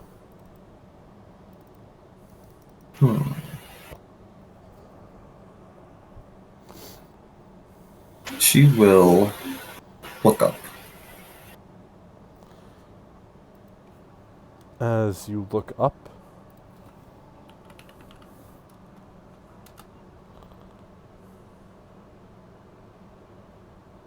you see two figures staring down at you.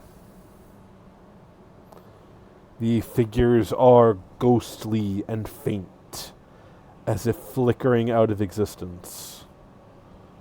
One, a strange elvish girl with bright red hair. The other, a tiefling holding what looks like some sort of star metal glaive. The two wave down at you, Yuna, and you hear, in voices that are fading and broken, the rest is on you now. We've done all we can.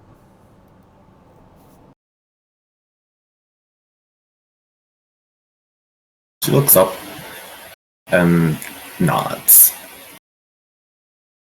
And just kind of says, I'll make you proud, whoever you are. Thank you for the help. And otherwise, what follows is years of rebuilding, restructuring. Prince Nawis does hold you at arm's length, not letting you get too close to anything, Yuna. But over the next 4 years, eventually, trust is rebuilt, hope is reformed. By the end of the 5 years, a council is called. During these 5 years, notable things that would have happened. Arius would have been found. Maybe a day or two after you arrived. Except his body kept rising of its own accord. Rising without his head. It would rise almost like a zombified Doulahan type situation, attacking everyone in sight until it was destroyed. It would then regrow from his head down. This happened continuously until after about 3 years of this, he woke up. Oh, fun. And whatever Arius wants to do will tie into that. And we could go back and forth with that. But is there anything else in the immediate for your epilogue unit that you would like to be doing? No. I mean, that's mainly because it seems like he has, it seems like so far he's accepted her. The other thing won't happen yet, and she will be just kind of focusing on rebuilding the world to make it good and helping in like the Drowsen kingdom and that sort of thing. Got you. Arius, you've woken up from your coma. With a body that does not quite feel right. For the first couple of months, you are not allowed to go anywhere without an escort of 8 guards. What are you doing in your epilogue, sir? Okay. So I guess I have a question now that I have new information about absolutely. The body regrowing. They would not have told you. You would have to... Okay, well... Yeah, they would have waited to tell you, like, giving you bits and pieces. Even without telling me, I have a question. Oh, yeah, absolutely. Even the fact that it was regenerating, I'm assuming his body isn't atrophied, the muscles aren't atrophied, as if it would have been he was in a coma for 3 years? What was that? They are not, but your head, it feels blank. You have no memory of 3 years passing. Right. Well, I mean, like, but in your theory, body, I was in a coma. Yes, but your body's not atrophied like you were in a coma. Okay.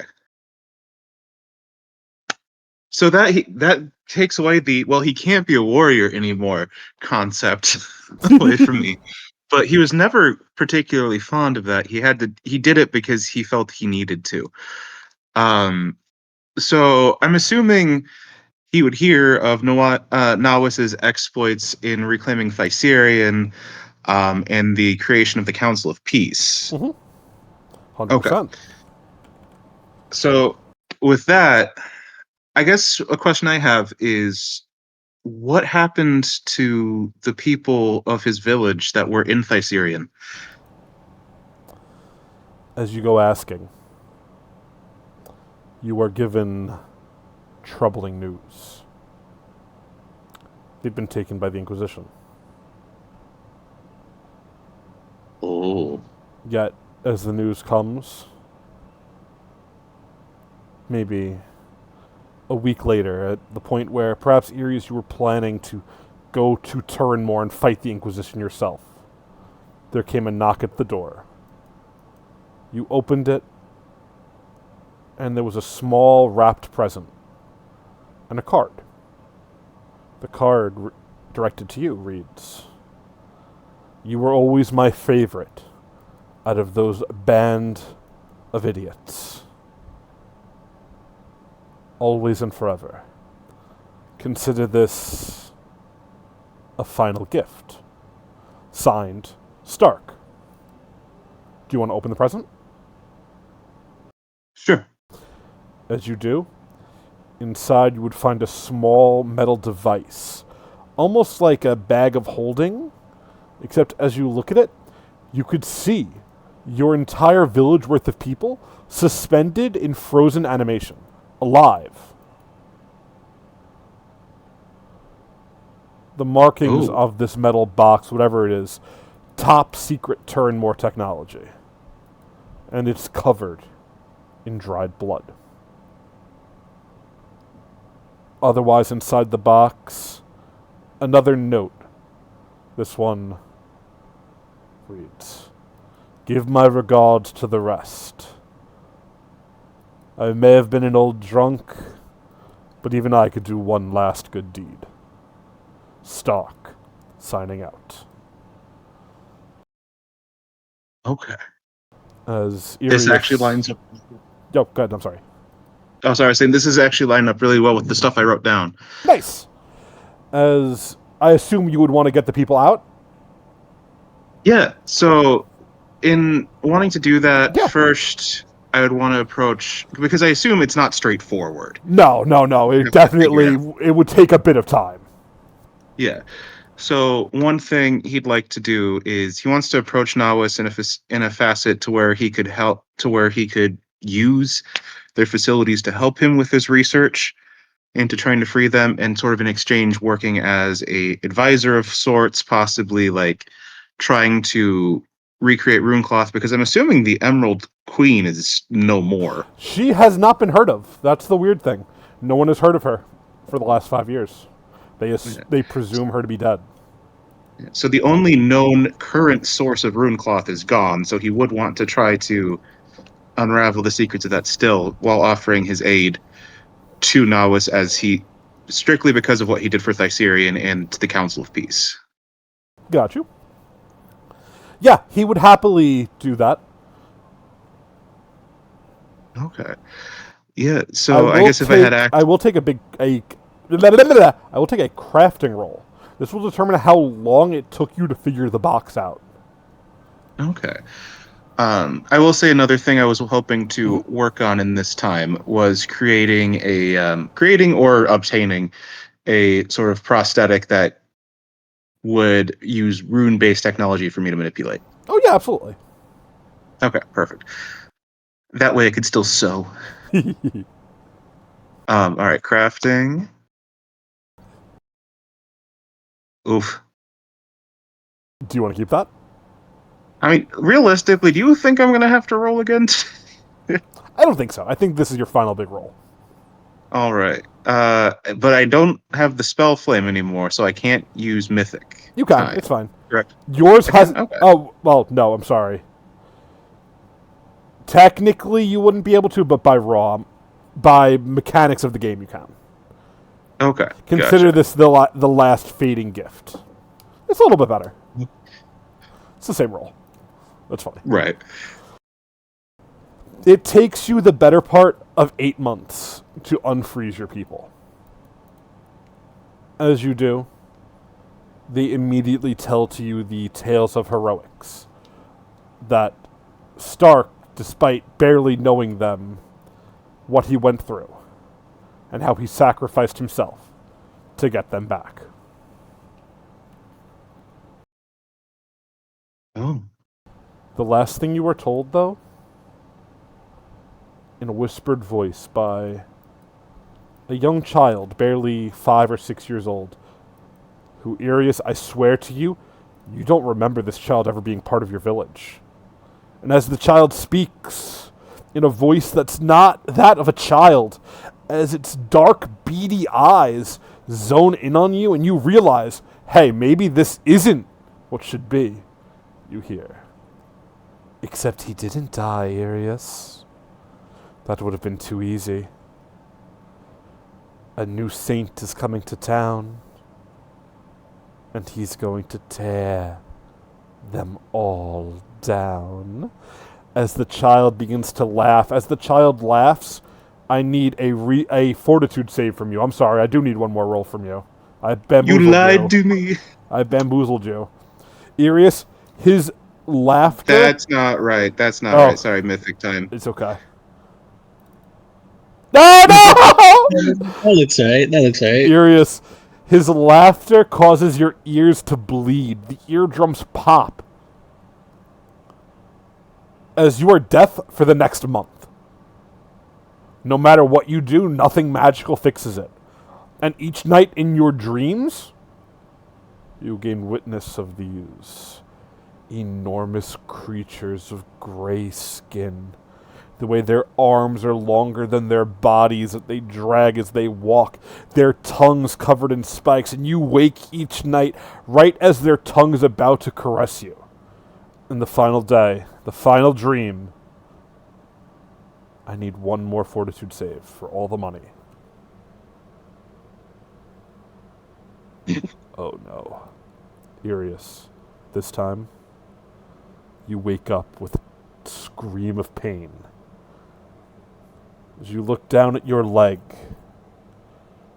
as there's scratch marks that weren't there before, and the skin has begun to turn gray. Do you hide it, or do you tell people? Oh no, yeah.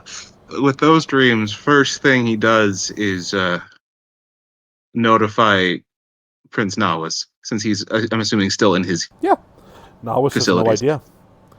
He says he's never heard of anything like this before. never heard of creatures like this, never seen anything like it. The libraries were burnt by the Yagas. Hundreds of thousands of books gone because knowledge is power and they want no one to have knowledge. And no one seems to know. But Arius, you're no newcomer to taking on curses, right? No. I guess as time goes by, does it spread? No.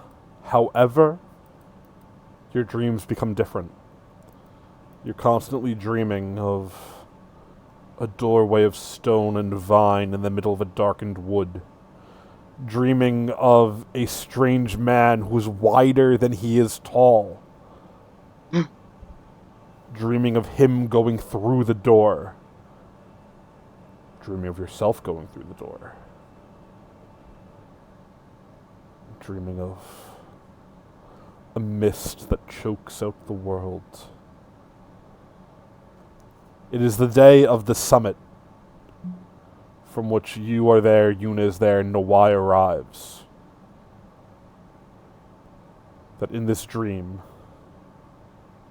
the door finally opens, glowing with a bright white light, otherworldly and strange, as a child, no more than 11 years old, walks out from the doorway. And nothing has ever come through the door in all of these dreams, in all of these years.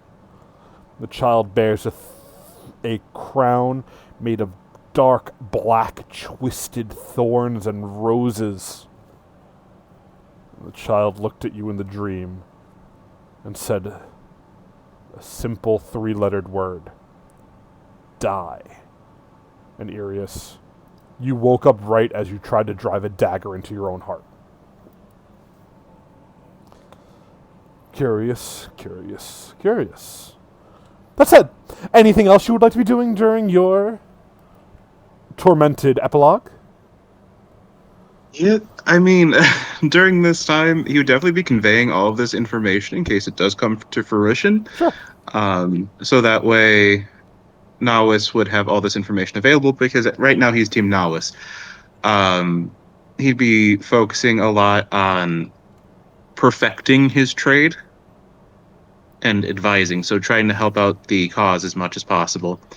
And also trying to teach his ways to the former members of his village who are willing to listen, as they're in a new area. Absolutely. I don't think they can sheep farm here.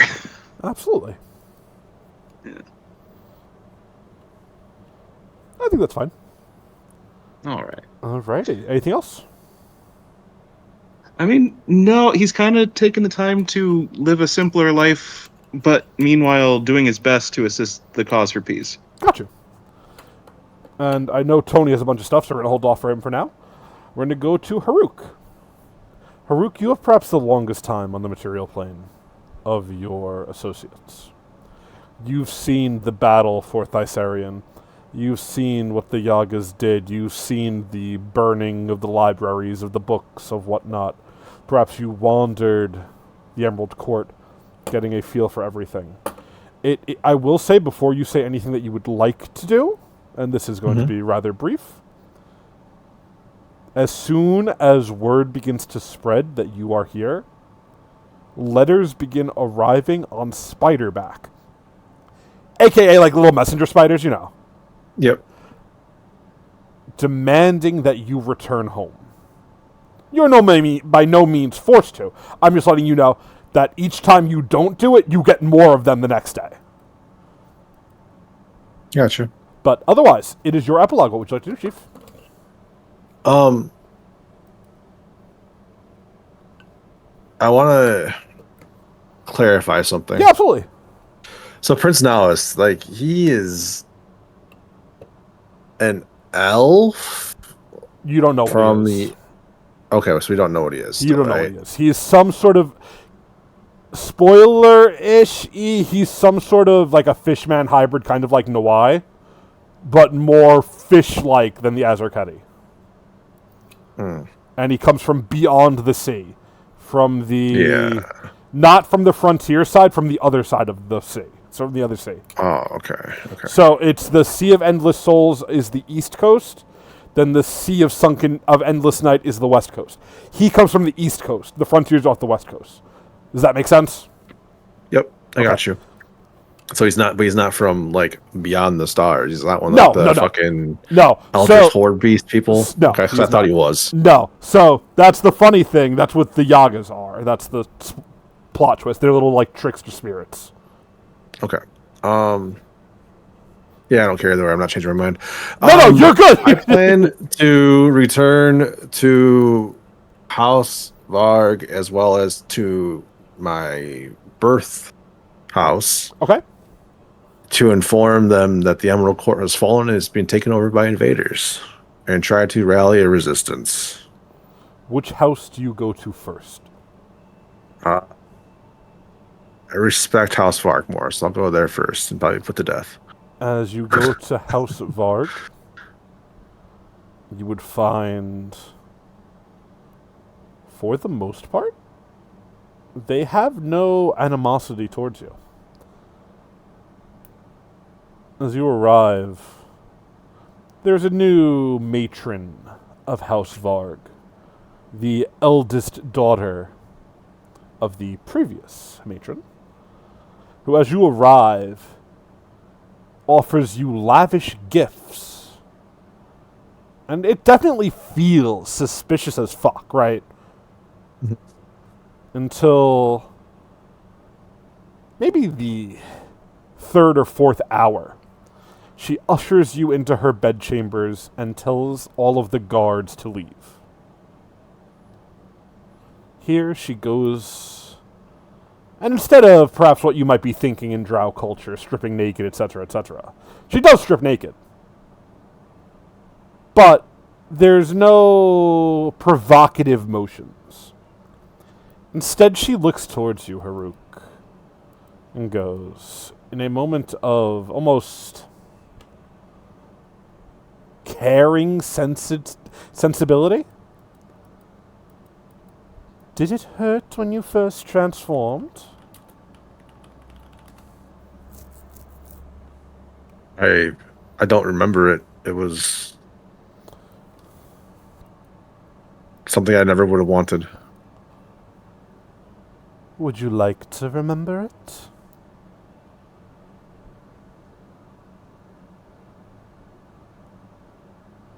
Would you like to relive that moment?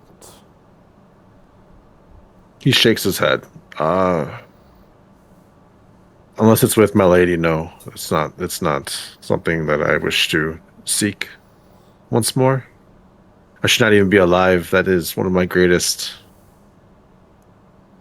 failures of my meager existence.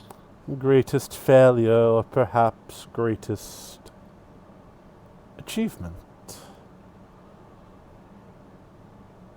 My mother was a foolish lady.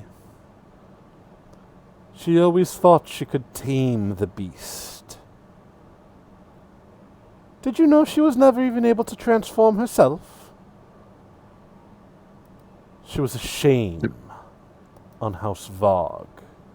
It was only through her wealth that she kept appearances, I suppose you could say. I know you are not originally of our house, but it is considered a great gift to be able to transform. A genetic one passed down from mother to daughter, and occasionally,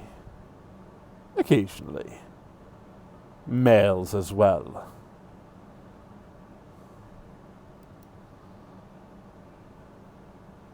Do you miss her, Haruk?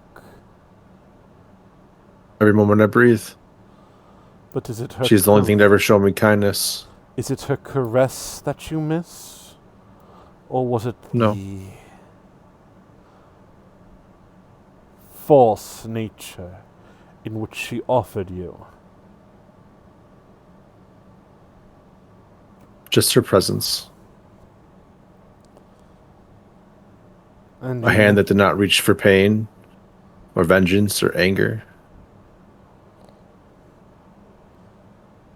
Something you never got at home, I take it.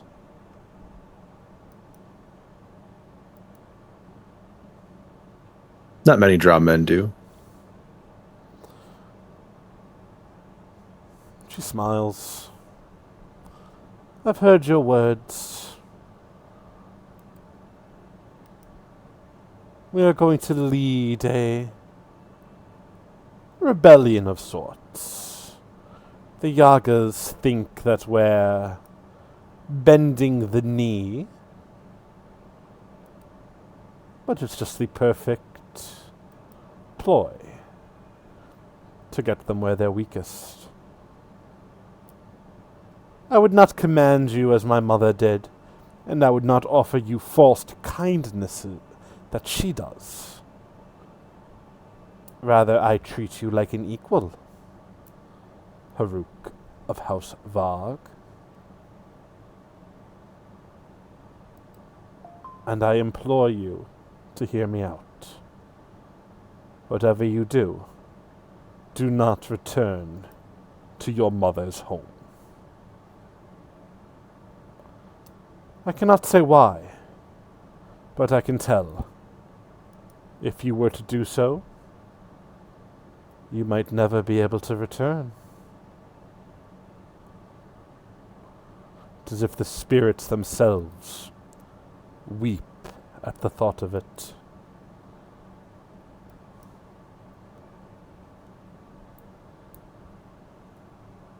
Now, on to more important business as she taps the fucking bed that she's sitting on.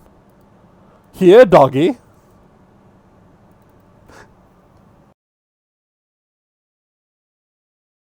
He kind of like twitches a bit. I am loyal to your mother, and she would not approve of this. Even in death, You're I'll not defy her will. You're such a bore. Go then. Get out of my sight. As you wish. He nods and leaves the chamber. Yep. And do you want to head home still, Herc? Original home, No. that is, you know what I mean. Yeah, I don't want to anyways. Yeah, no, you absolutely don't have to. I don't want you to feel forced to by any measure. No, you're good. I was going to because of the whole thing. No, I think Haruk's kind of realizing that the home he once wanted or to fight for is no longer here. And he's gonna turn to a promise made at the beginning of the campaign, was that when his job was done in Erevan, he would seek out Ravlik to serve him and the frontier to basically make a bind. I know that's not exactly easy at the moment, but I don't think Haruk knows that. So I think that's what he would go to do. Alrighty. Haruk, you managed to charter a ship to the frontier. It's not easy, and it takes a fair amount of time and money. However, your reputation precedes you. Many are trying to earn your favor, especially after they hear rumors spread that you're married to the hero of ages. This is before his reputation has been trampled, of course. And many are trying to earn your favor. As you eventually find way to the frontier, the minute you step onto the land, you get a sending. A bead of magic in your ear. You hear, Haruk! By the gods, is that you? It's been years. I take it you finally learned that the frontier is where all the magic happens. Quite literally. Well, stay where you are. I'll send our agents to collect you. The White Lily is no more. We were attacked by the Reverend Sylvan's people. And they're Ilk managed to destroy our HQ. But worry not. We're starting a new order. One that will be able to actually fight back. The bones of the midnight soil and those that are buried in them. I sadly must inform you, however, Vale did not make it. She passed away during the fight. But the fight must keep on keeping on. We have a new liaison, an informant of sorts. A weird, shadowy fellow. He has a name very similar to mine. I don't really understand it. But he said he could get us allies. He said he could help us with the fight. I think we've found out what the Blessed want. I think we could save this world and all worlds. And the sending ends. Do you respond?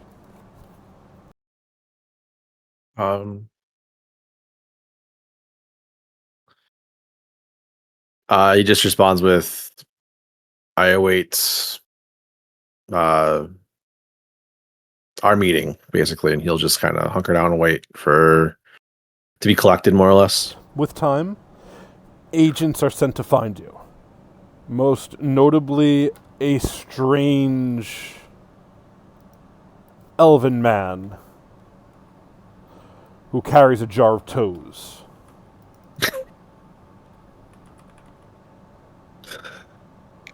The man comes up to you and goes, "Ah, hello there! They call me Isaac's."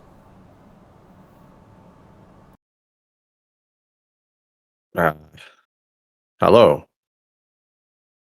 Do we need to talk about your collection there?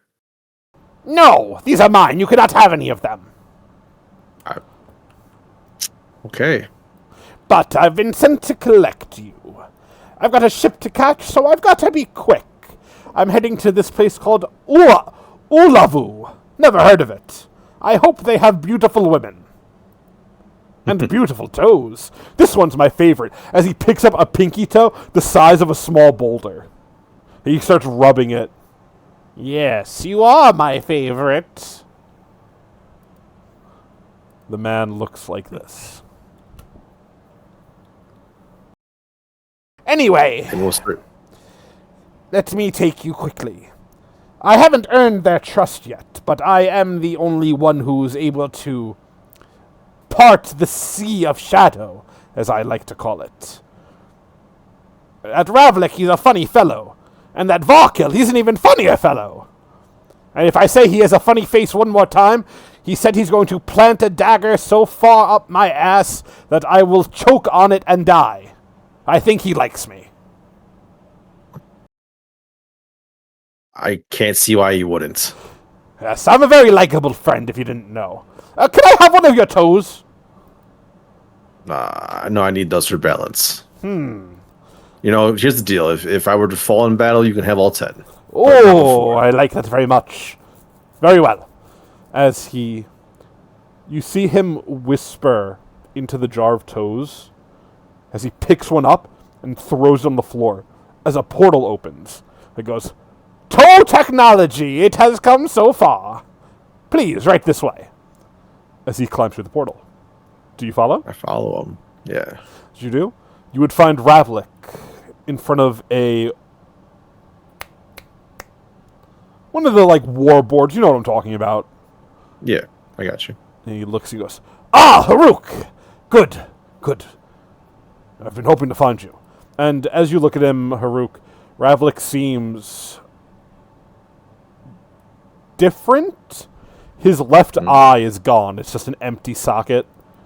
And he's covered in hundreds of scars that weren't there. He does not look like he's aged super much. He is an elf of some kind, so he doesn't really age. Mm-hmm. But he looks older because of the wounds. Gotcha. He goes,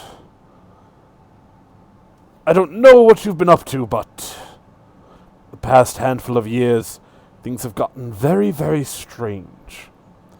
There was this place called Briarvel, some sort of Fey city on the material plane and home to the Blessed. I don't know how much you know of them, the pale-skinned elves of bright blue hair, the once ruler of this world and all worlds, but we are under good impression that something is trying to bring them back, that they've been spotted across all of Arvlon. It's your fight, Ravlik. I stand by your side. I have no direction left in this world after my home has been taken from me.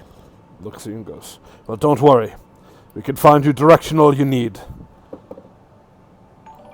There are so many creatures here. So many entities awakening. At this point, anything you can take, anything you have, we need it all. Heroism for heroism's sake. Now, if you look I see here... that Oh, God. I see that your recruitment standards are not very high these days. He looks back at Isaacs and his toes. He looks at him and goes, I'll be honest with you, man, I don't even know what his story is. He just showed up one day, said, can I have one of your toes? I said no, and he said, but I'll give you something cool. We gave him a giant toe? I guess there weren't giants where he came from. And he's been our liaison with this. Again, his old name really similar to mine. This Varkil fellow. Not sure what his agenda is or any of it, but we need all the help we could get here. Anyway, I think I've found out our first spot to attack, as he circles something on the map. This is the Reverend Silveran's farm. It's where they harvest the celestial rot plant that they use to infest newcomers. It's the perfect place to strike. They'd never expect. As he starts to go in on, like battle details. Treating you not like a common Joe Schmo, but somebody of the inner circle.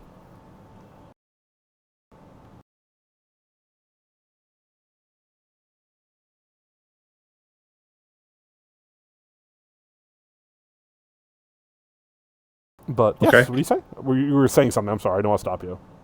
Oh, no. I was just being stupid. You're good. No problem. But otherwise, Ravlik welcomes you to the frontier, Haruk. Perhaps one day you'll meet this strange Varkil fellow. You watch as Isax goes back through the portal. Is there anything else you would like to do?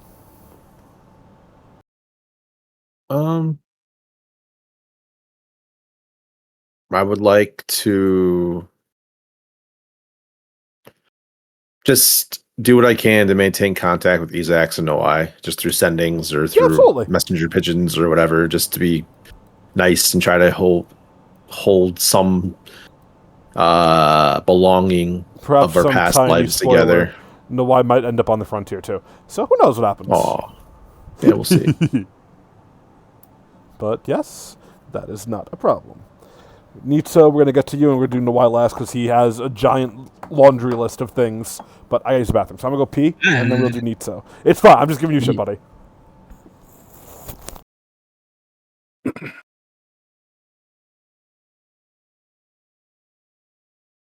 You guys got married for reals? I thought that was a joke. Oh. No, yes. Or no. I deemed a session. So I don't know. I mean, whatever. Yeah, because I'm definitely taking his last name too, but not like we're not going to stand in front of a judge. Listen, Noai gets around, but I mean, we're just not gonna deny the privilege of easier travels and stuff like that. But I'd be like, that didn't happen, or I'm not doing that, or whatever. Like, I mean, I We just got need a new separated. identity, and it's very easy for me Oh. just to be like, oh, I know that this person already has a ton of, you know. So you're just gonna use them? Yeah, I'm just going to use the last name. Yeah, okay.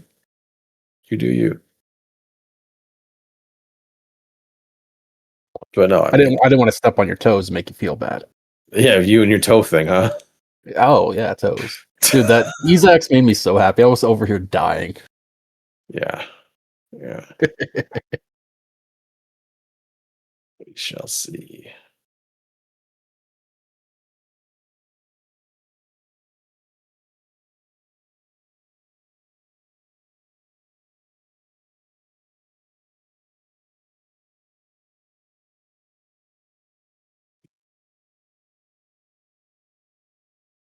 I'm back. Hello, hello.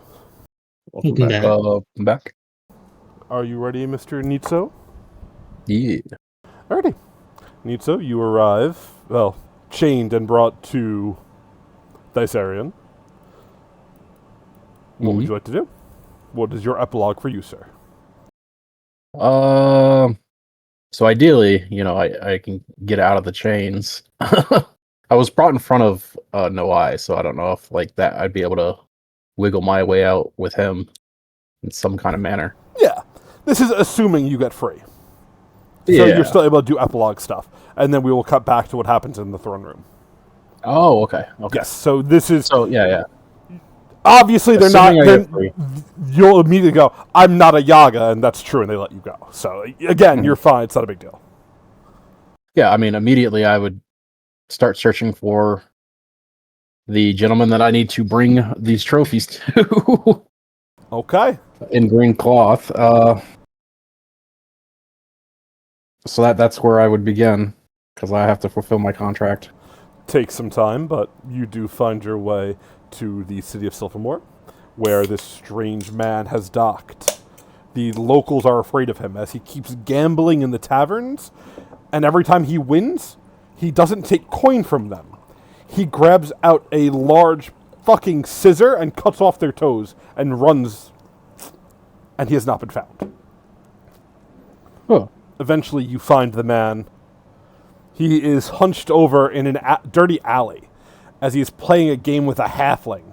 You see the halfling has 15 toes on each foot, and the man is salivating at this, so bad that he's losing the games of chance. You see the halfling, each time he wins a hand, another toe is pulled out of the jar and he sews it onto his foot.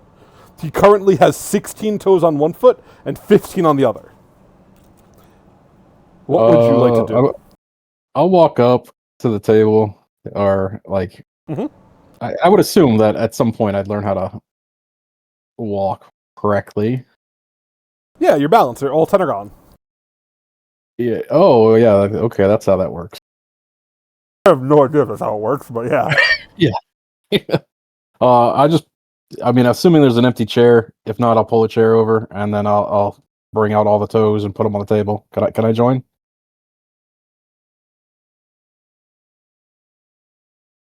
The halfling looks towards you. Looks up at the... gives a curious, like, who the hell are you? In the same instant, you see the green man cut off all the halfling's toes and run. Oh. Okay, well, I'll Do you pick up want my to give toes. chase? Yeah, I'll pick up my toes and just give chase towards him. Oddly enough, you seem to be the only one able to keep pace with him as even the guards fade away.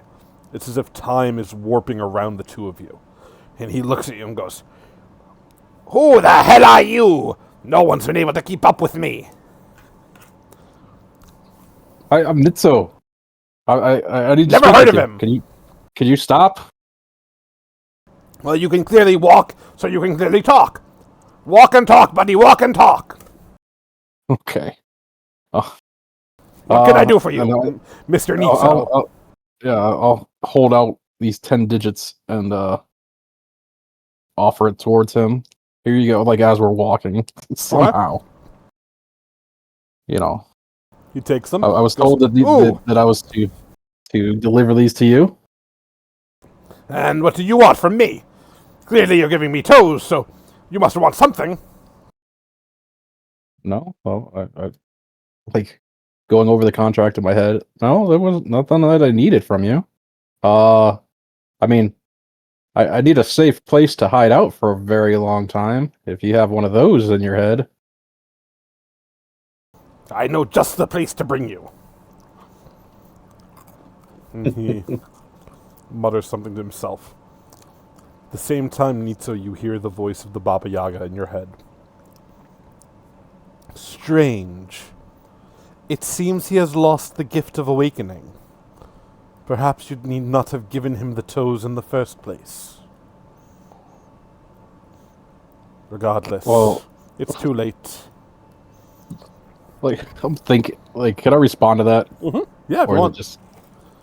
So you're telling me you cut off my toes for no reason? That fucking hurt. Good, the voice says, laughing. What do you mean? Good. That's Builds character. okay. Well, what's the gift of awakening? What was that? As you say this, are you saying it aloud in your head? I'll say that one out loud. Yeah. Ezak looks at you and goes, "Oh, I could do that!" And he starts whispering something to the toes. He goes, "Huh! Usually it works. They must have revoked my power, those rats!" Rats, you say? I did. Oh. It's all Well, right. anyway, you were saying Yes. that you had somewhere for me to I will bring you know. to the frontier. My good friend Karuko is there. He's a large, tall drow man, big mane of hair. Kind of smells like a wet dog. Oh. But like, it's safe. How big is this place we're going? Like, how many bedrooms? I sleep under it's like a tent, but it's more like a sheet with a stick. Okay. Where does everybody else sleep? In their beds, I assume. Oh, okay. They won't let me in because I cut off someone's toes last time. I mean, did they lose a game? It looks No. like that's how you. They were my toes, though. They belong to me. Well, that makes sense, I guess. All toes belong to me. As soon as I Well, fill up I this mean- jar, I will be given something great. I'll look over at the jar. How full is it?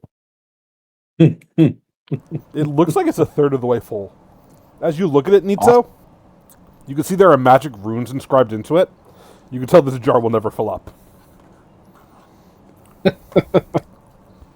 Cool. I won't say anything about that though. All right, well, lead the way. And unless there's anything else you would like to do in Arvlon, Nitso, he will bring you to the frontier.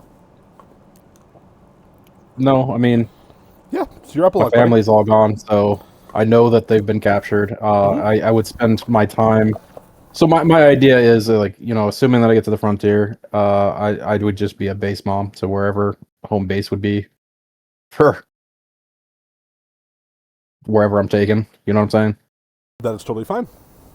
That's my idea. Anything else I you'd would like to do cook for and your clean. epilogue? I don't want to keep anything No. from you. No. That would. I mean, outside of that, like I would research as much as I could, but I don't think I would find much information over on the frontier. You would find a lot Uh, on the Yagas, actually, if that's what you're looking for information on. Yeah, I would research and find out, what happened in the past since I didn't know, and then I would spend some time trying to figure out if there's any way to reverse any completed contracts. My idea is to try to get my family out, kind of thing. Like immediate family, stuff like that. Like Nitzo's all about like missing his childhood and growing up with family and stuff No, like that. 100%. I got you 100%. So I would research that. I don't need a success or failure or anything like that. That's what he would just spend the next 1,000 years doing. You would find a lot of information on this, as the Yagas are these sort of eldritch trickster beings. They have been written about in great detail. As you spend quite a lot of time doing research, perhaps some things will be discovered in time, perhaps not. But as your time on the frontier is enjoyable, to say the very least, Nitso, you find there's a quiet calm Until one day, you two hear the call to adventure. And once again, perhaps, an end not to this story, but simply to this chapter. After all, the Yagas are going to come back eventually, right? They always come back. Yeah, that's to be. I wouldn't use the Yaga name, obviously. Oh no, of course, because you can't technically. Yeah. I would. I would signed adopt, away your right to it. Yeah, I would adopt Noai's last name. Nitso Oswald, nice. Yeah. If anybody were to ever ask, that's how I would introduce myself, I love that. That's great. Okay. and that's me. Alrighty. And then Nawai. You have a bunch of Hello. stuff. What would you like to address Yeah. first? I know you overheard some stuff. It might change some things. But what would you like to do first? You said that currently where I am, everybody was in like the same vicinity currently? Yes, currently. Okay. Then I think the first thing I'd want to do is to see if I can find Yuna. And when I find her, I wanted to just check if the Shadow Prince was correct in his theory that Veva was her bonded spirit. As you find Veva, Yuna, excuse me, there is no sign of Veva. Gotcha. There's a blank, empty nothing. Nawai. As if once there was something there, but it is gone, burnt out. You also would notice Tia is long gone. Yeah, I mean, you would But, have yeah, would basically update Nawai about everything that happened and about the two figures she saw, all that stuff. Got you. No, I would hold on to the chunk of Star Model then. And he would say to Yuna, I always knew the dragon was evil. I just did not know how to, like, convince you the dragon was evil. She sighs. I don't know. I just thought something. I don't know. I just had too much trust, I guess. Yeah, I'd hope. It's okay. I had too much hope. I think after that, no, I would probably want to check on his deal with the goddess of dreams. Because you are still in Thyssarian, right? Yeah, And she said her home was beneath it. it is. He'd probably want to go do that. Okay. You travel beneath the world. As you do so, it is a journey that, honestly, Nawai, most mortals would not be able to handle. Stepping through realms of godlike boundaries.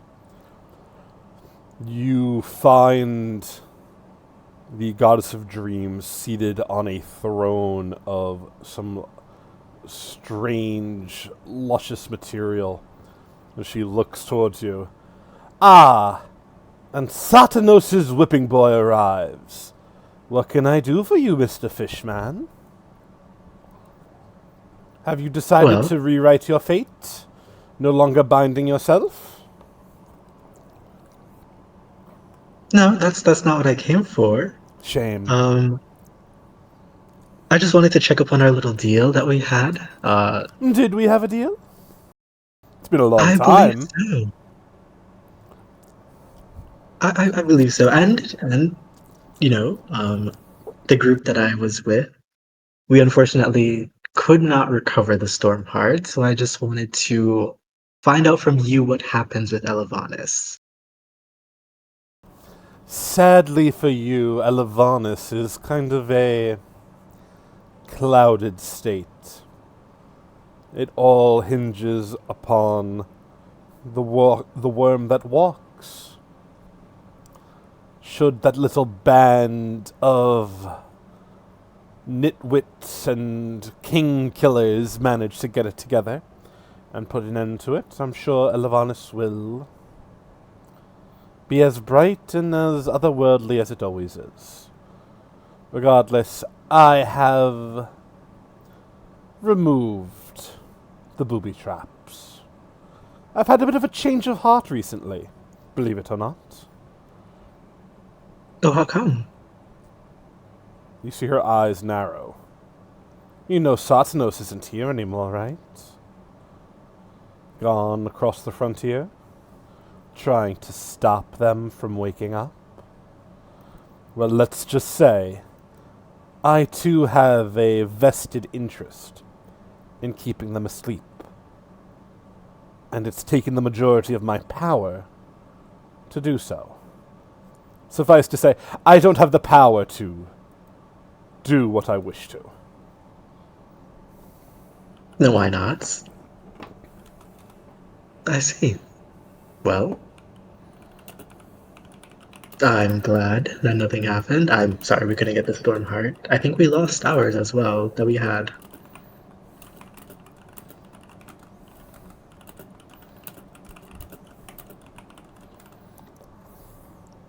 But beyond that, I think that was the only thing I came for.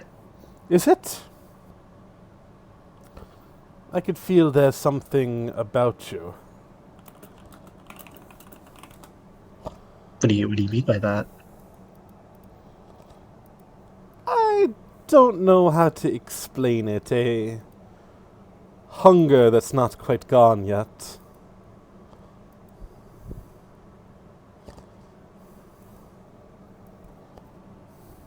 Well, I have a lot of things I want to get done in the coming years, if that's what you mean. No. I could feel there's something, and I just can't place it. Like some sort of... how do I put it? You're carrying a mantle, and the mantle has to be passed on. But you're also carrying a very interesting book. Might I take it off your hands? I'd be happy for it, Fishman. Name your price. She's referring to the book Lancel gave me, right? Mm-hmm. Noah's gonna shake his head. No can do. I cannot trade this. I still haven't even properly investigated it. I need to do that as well, actually. You'll change your mind. They always do. But go. Enjoy yourself while you still can. I can tell your time here on Arvlon is growing limited. I appreciate it, and take care of yourself, even though we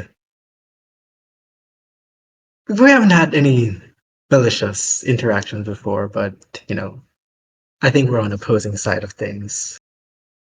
A little bit. In the moment, a vested alliance.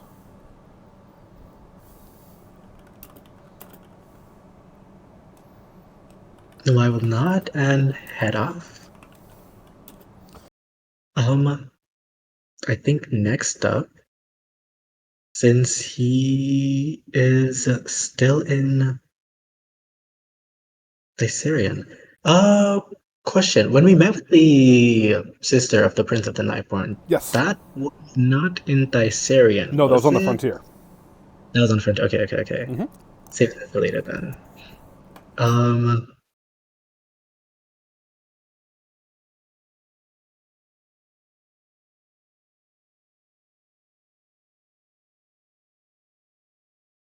I guess the next thing that I could do in the Thyssarian is find out more about the Council of Peace that has been established. As you bring it up, Prince Nawis would explain to you. that these leaders of these city-states, as the world is at war, have bound together.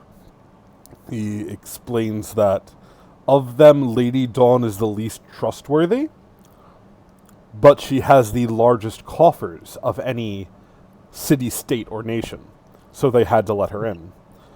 He explains that while he doesn't trust her, it's a necessity. He also warns you that a new Osfel has been founded far to the northeast, right below the Mountains of Madness, bordering on the cities of Sanctuary and Vistos. And New Osfel, as they call it, is a city both above and below the ground, ran by the Lady Dawn, and he explains that for the last probably 5 or 6 months, they've been spreading rumors throughout the land that you are not the hero of ages, instead the inverse, the villain of ages who is here to destroy the world, that everything that's gone wrong is you, that you have sowed the seeds of discomfort to lead to the War of the Worlds. Got you. He explains that while they've been trying to fight it, a world at war needs someone to blame. And that outside of Thysarion, you might not be well received at all. Would there be any remaining people that would have known of me beforehand, you think, that would be willing to ally themselves and help fight against the propaganda going on?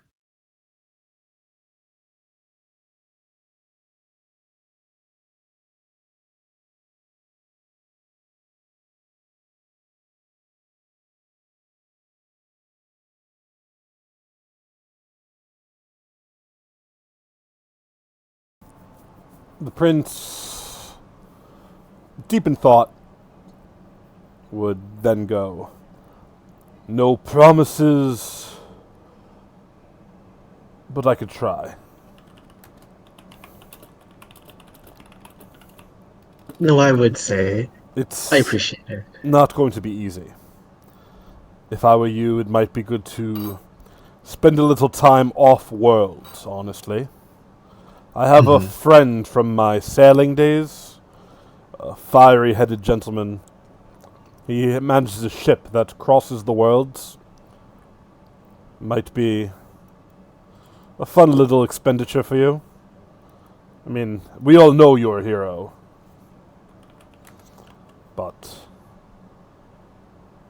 as long as this War of the Worlds is going, the people aren't going to accept you. They need Why someone not? to blame.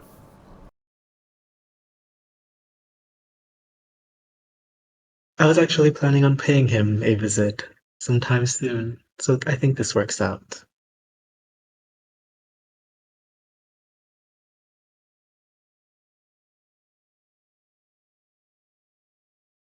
Um, After probably thanking the prince, I think know why. Hmm. There's two more places I want to go, I guess. Yeah, One to the hills and like to the frontier, but I don't know which one to go first. it's a good question. I guess I could go to the hills first because I'm not planning to stay super long, hopefully. Yeah, you go to the Hells. Immediately you get in.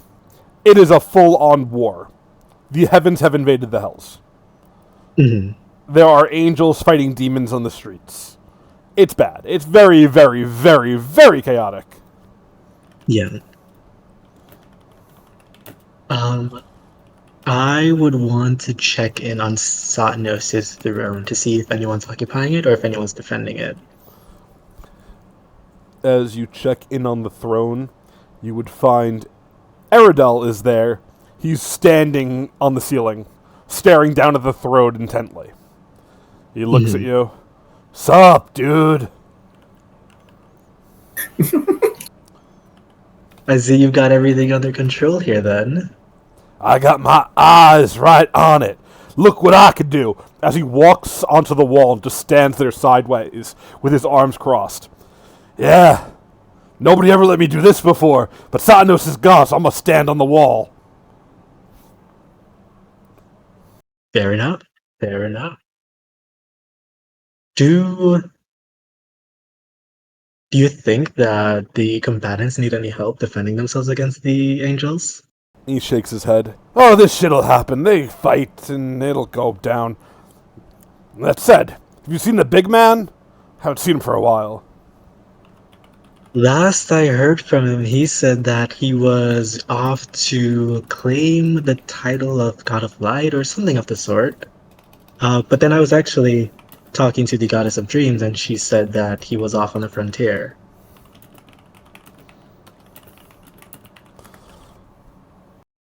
He shrugs. I don't think so. The boss, he doesn't... Now, he's the boss. He has the airship, you know. I'm not bad-mouthing him, but... This dude showed up. And I was like, hey, dude, you don't belong here. And the dude was like, me and Satanos are old friends, man. Like, you gotta chill out. And Satanos went with him. I don't think they're at the frontier, man. I don't think any of us are at the frontier. Maybe I'm on the frontier. He looks up at the wall and falls. He just tumbles down to the ground. Ow. You can't be You're thinking harshing my anything. groove, man. Don't worry. I'll keep things organized down here. But you can come visit whenever you want. And if you see the man, you know the man, he has like tattoos all up and down his arms, and he hangs out with the squid guy. Would I recognize anyone from that description? I don't think you would. You'll know him. Gotcha. You'll know him. Whatever you do, don't go with him. Unless you're going to find the boss. Then you should go with him. Alright. I'll leave you to it down here then. Yeah. Now, how did I get up there again? As you see, giant spiritual arms appear behind him, as almost like a second body appears, like some sort of stand from JoJo's Bizarre Adventure. And the stand picks him up and walks him back onto the wall. Fun fact, in 5th edition D&D, there's this subclass that just has a stand for monk. Yeah, that's pretty funny. Got you. Anyway, what next would you like to do, Noah? The frontier. To the frontier. That one is less easy for you. I think you should save that. Going to the frontier? Yes. Gotcha. Looking at your other things that you want to do, I feel like the frontier is the one you should save for last. Gotcha. But could also link to other stuff. So you said you want to go see Fira, yes? Yes. That's another trip across the world to the other side, as you head back to the city of Kalenraw, which, after the strange debacle as of late, seems to be doing pretty damn well. As you arrive, you are immediately brought to an enormous spiring castle, as Fira greets you with a smile. Ah, just in time for my birthday. I knew you wouldn't miss the party. No, I never miss these, Always on time. She nods and goes, it's okay, you're only a couple of years late, not a problem. As what follows Nawai is a party unlike anything you've ever imagined. I'm going to be PG-13 because we're on stream. But while everything is done with presumed consent,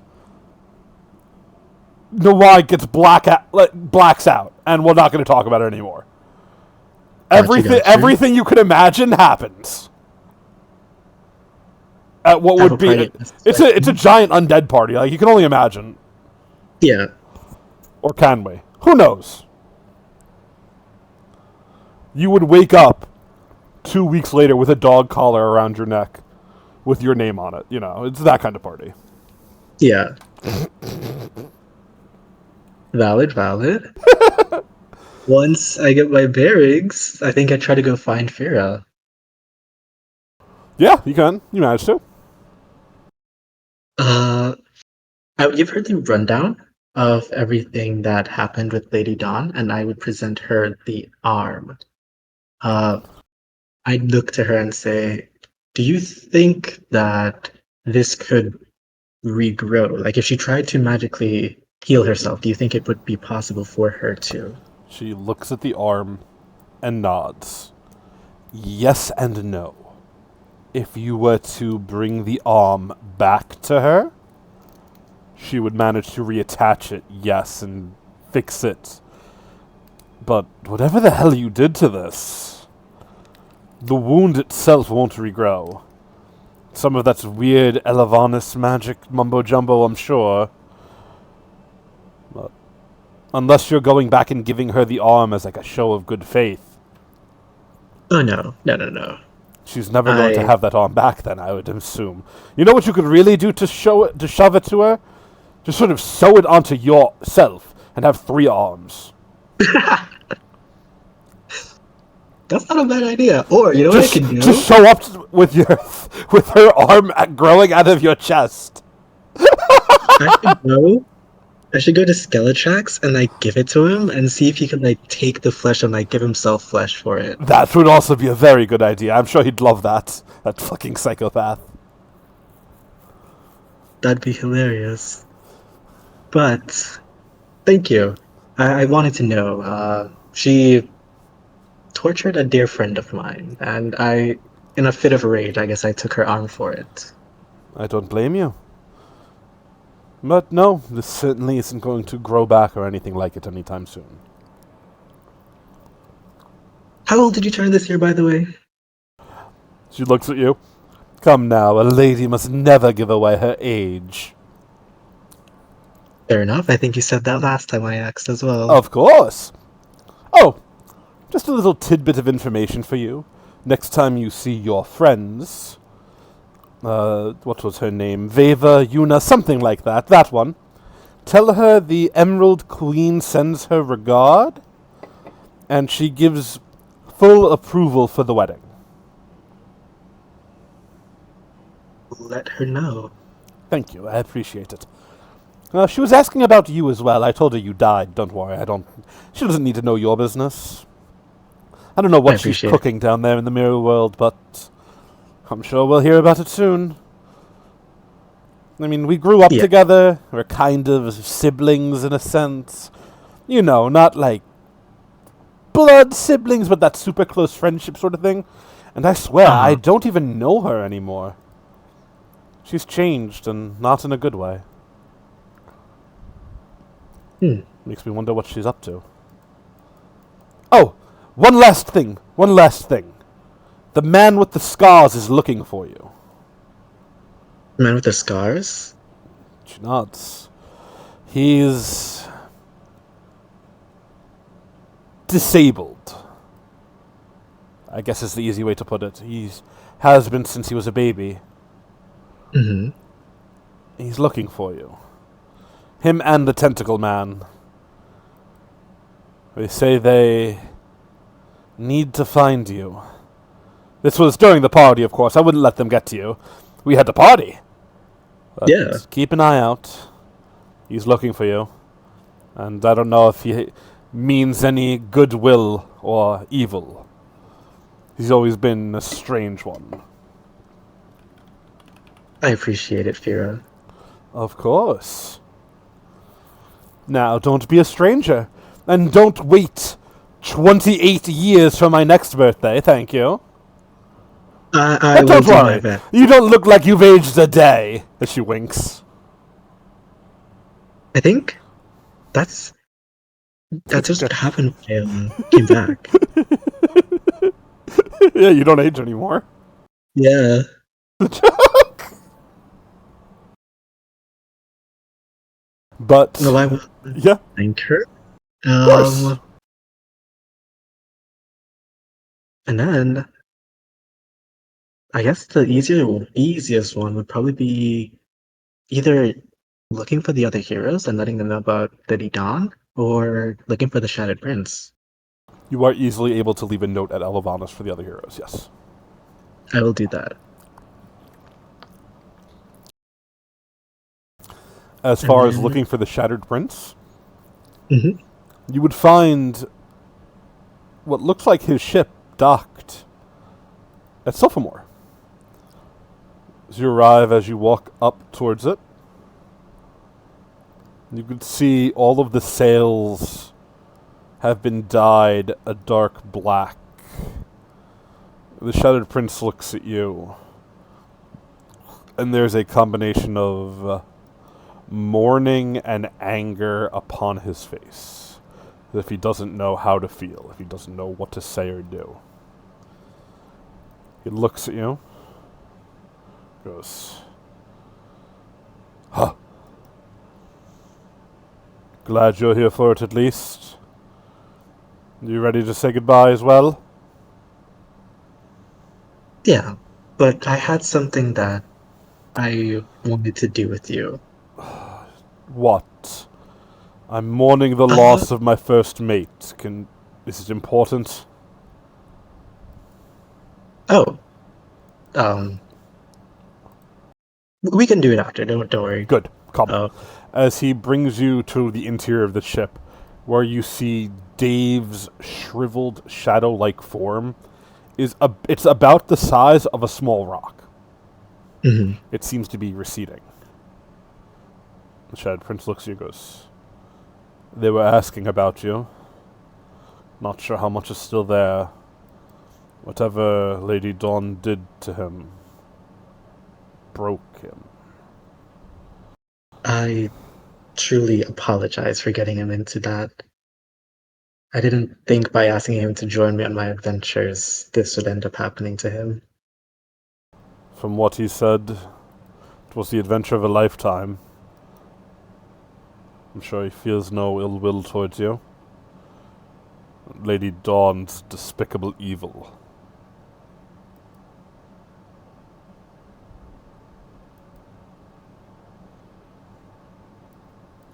Well, I will go into his belongings, and he will take out the arm of Lady Dawn, and he will rest it down. It's not much, but I promise to get more for Dave. I will not let this slide. Shadow Prince looks at you. He nods. You're a good kid, Fishman. Then again, it's been enough loss for one day, I think. I know you cared for her too. I swear I saw her, twinkling up in the stars, watching something or someone. I don't particularly care for that Yuna girl, but since she did, I guess I have to too.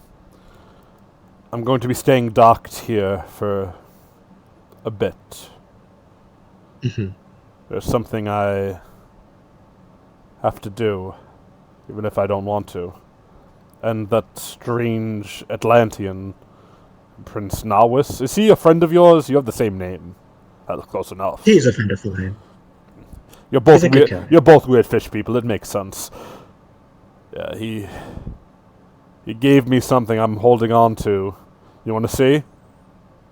Yeah. As he opens a small box. Inside of it is what looks like a giant diamond ring. Oh, did he propose to you?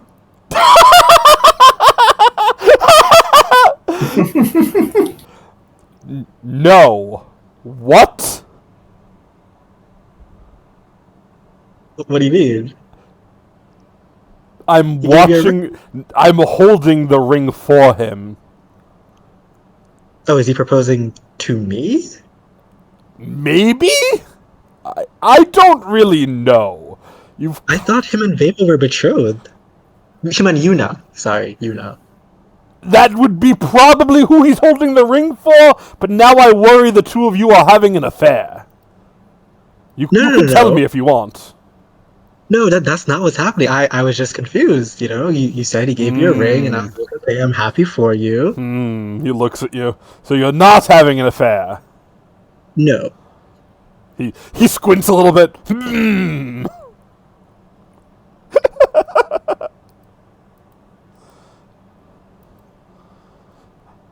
I feel like we would be a little incestuous if it was you both being fish people. Not all fish people are related. Yeah. And I think he's from, like, the East Coast, and I'm, like, on the opposite side. Anyway, try not to leave town before the wedding. I will not. Fira mentioned that the Emerald Queen said to tell Yuna that she approves of the wedding, so I think maybe that's what's happening. I should tell Yuna about it. It'd be really funny if she doesn't know. I'll have to find a way to get that message to her. But I had a question, if you don't mind me asking. Of course. Is there a forgery on the ship or, like, in town that you know of? A forgery? Yeah. What are you trying to I do? would think. I wanted. Okay, well, I went to go see Yuna, and when you said that, you thought Viva was her bonded spirit, Viva left me a piece of her chunk of star metal. I wanted to give it back to Viva, but Viva wasn't there when I went to look at Yuna. So I wanted to create the weapons anyway, or as close to as possible, and give them to you, since that's kind of like the last thing connecting Miss We can make Escabel. that happen. Yeah. That happen.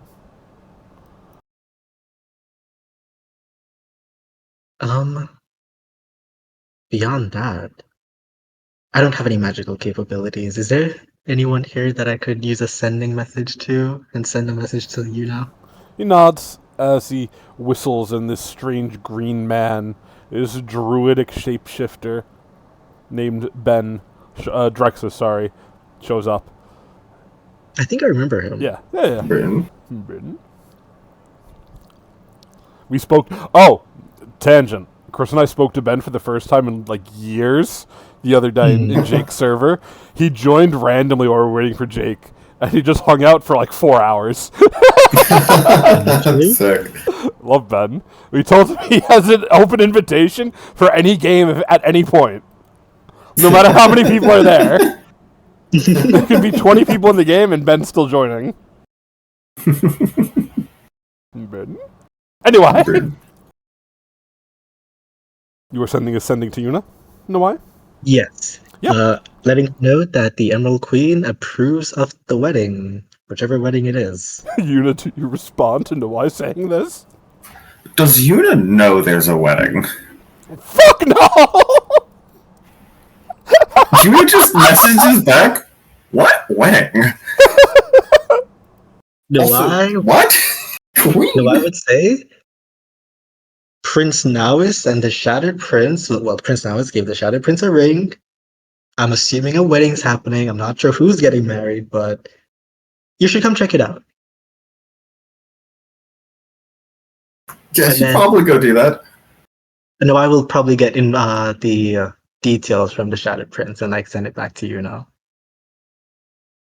And also mention bring a wedding dress just in case you're getting married. Just in case. Yuna, would you like to go to the ship? Yeah, she goes to the ship. She's a bit confused. As you do. Nawai, you're still hanging out on the ship, spending the last moments with Dave as his shadow erodes. Yes. As you arrive at the ship, Yuna, the second you step on board, everything's quiet. You look, there's no people around. No sign of Nawai or the Shattered Prince. You walk forward towards the lower deck, And as soon as you go to open the door, it swings open. There's no one. It's empty. It reminds you of when you climbed the stairs and were nowhere. Oh, and where everyone forgot me. Yes. Fucking stares at this, squints a bit. Swear to the gods, if people forget me again, I'm gonna fucking scream. Would you like to... Hello? Nothing He just kind of happens. calls out. He rolls his eyes and fucking steps down. As you do, once you hit the last step, all of a sudden, bright white flashing lights. A strange symphony of music plays. As you see Prince Nawis standing there. He looks towards you, Yuna, with a wide, vibrant smile. He goes, Yuna Shandaris, heir to the throne of Thysserion, and true daughter of the Emerald Queen, in name if not by blood, will you marry me? As he holds out a ring. Yuna looks surprised, I think. Mostly because after, I'll be honest, a lot of the fuck-up that's happened because of the Emerald Queen and other things, she kind of doesn't expect this, so she I just will looks say- surprised. The past 4 years, he has absolutely kept you at arm's length and not talking to you unless there are multiple people in the room. Yeah. She would kind of nod slowly. I thought you would... Thought you didn't... She nods. And he smiles. Come now, we've got a wedding to plan. Yeah, she'd follow. Is like no why there? Yeah, Is Noah's that- there. Yeah. Yeah, she'd I follow. was still under the impression the Shadow Prince and him were getting married, but you know.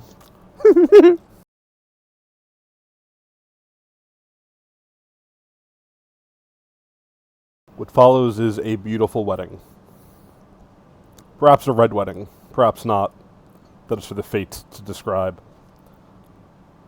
Irius, do you come to the wedding? If I'm invited. I would have sent messages to everybody, Yeah. like from every the party, Yeah, absolutely. if anyone wanted to pop in. I just carpool with Nawis. If all of you are welcome to come to the wedding. It's a very nice ceremony. And right as the vows are spoken and the people say I do, the doors to the wedding venue burst open as a strange elven man with scars running up and up his arms that glow with a vibrant shade of blue looks out at Nawai and goes, You damn slippery fish!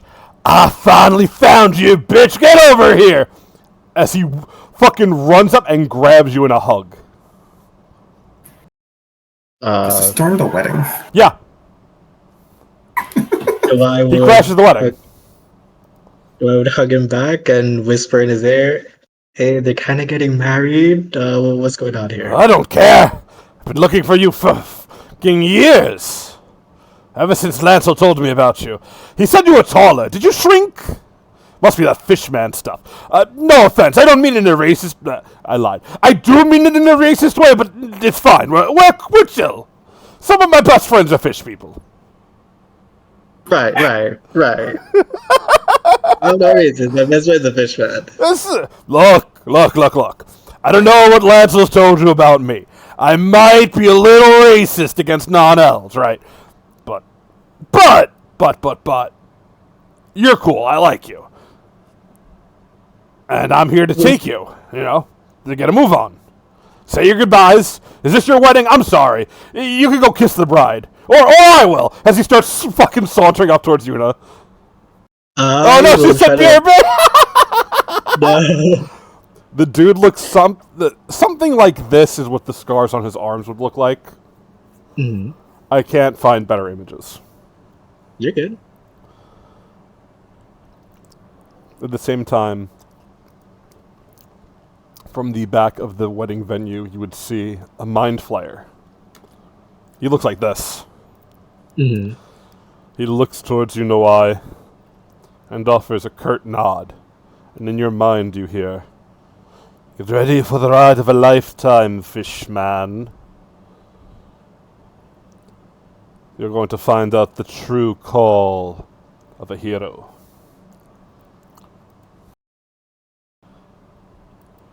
And Does that seem malicious in any way? No. Okay, In I'm not fact, getting any malicious. No, it's excitement. Got you. As you look at these two, I will remind, one of the things Lancel had mentioned to you in the past, one of his closest friends was a mind flayer. Hmm. You would remember that he died saving them. And, well, you know of the great evil, you know of some of what it's done. Yeah. As you look at this man who's sauntering up trying to kiss Yuna, and Yuna's not here, so I can say whatever I want. You would get this strange feeling from him similar to Garu, as if he had been touched by the great evil. In I fact, see. the longer you look at him, the more you get the feeling that he was erased and brought back, just like Lancel's wife. Gotcha. And the man saunters over towards you and goes, "Real talk, though. Real talk. Wrap up your shit here. There are more important things. The terrors are awakening across the frontier. And even us old folk are coming out of retirement. We're taking the fight to them for the first and last time. Truly putting an end to that damned cloud. Maybe even the Shadow Man along the way. I've been told you have some sort of gripe with him? Oh yeah. Oh hell yeah. Well, don't you worry. We all have gripes with that man. But," and he offers a thin grin, "we got to get you up to snuff, so... Excuse me. Finish what you're doing here. Enjoy your little wedding. I'll be waiting for you on my ship out back. Oh, you could call me the captain, by the way." And he winks. Just captain. No name. No captain. You haven't earned it yet. Not Okay. yet, at least, but... Don't worry, where we're headed, you'll make all sorts of new friends. There's this guy Yeah. who's been asking after you. I don't know super much about him, but Lancel seems to think pretty highly of the guy. His name's Ravlik or something like that. Can start with a V. Says he has a real gripe with the Shadow Man. I think you two will get along just fine. Got you. And you see the man stride out of this little wedding venue, blowing kisses to Yuna all the while. Does Naois react to that? No. He's dumbfounded. He got crashed his wedding. If I crashed my wedding, I'd also be standing there slinging slack jaw. Huh? That's fair. That's fair.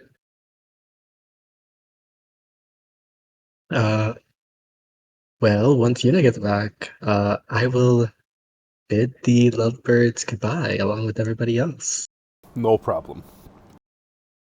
Is there anything else you would like to do in your epilogue for now, Mr. Osfell? Well, is going to the frontier possible or not? That's where they're taking you, so yes. Okay. But there on the frontier, Mhm. I would have wanted to inform she probably already knows, but I would have wanted to say to her, the sister of the Prince of the Nightborn, that he is dead. And I left his body wrapped up, but the castle crumbled, so not exactly laid him to rest, but kinda laid him to rest. She would look towards you and smile.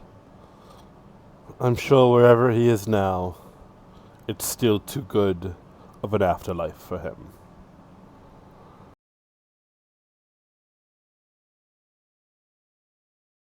You don't feel anger towards Lady Dawn for killing him? He was already lost. It's better now. She shrugs a little bit. I don't love it, but he needed to go.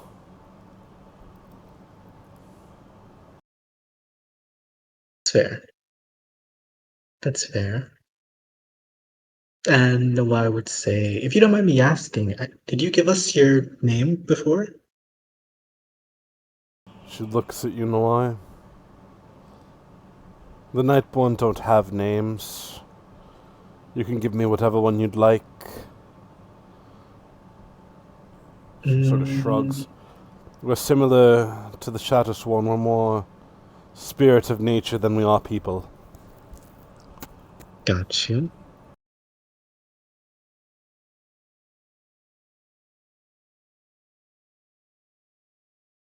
I think I'll call you Cecilia then. If it Just the makes first your name I heart came to happy, mind. by all means.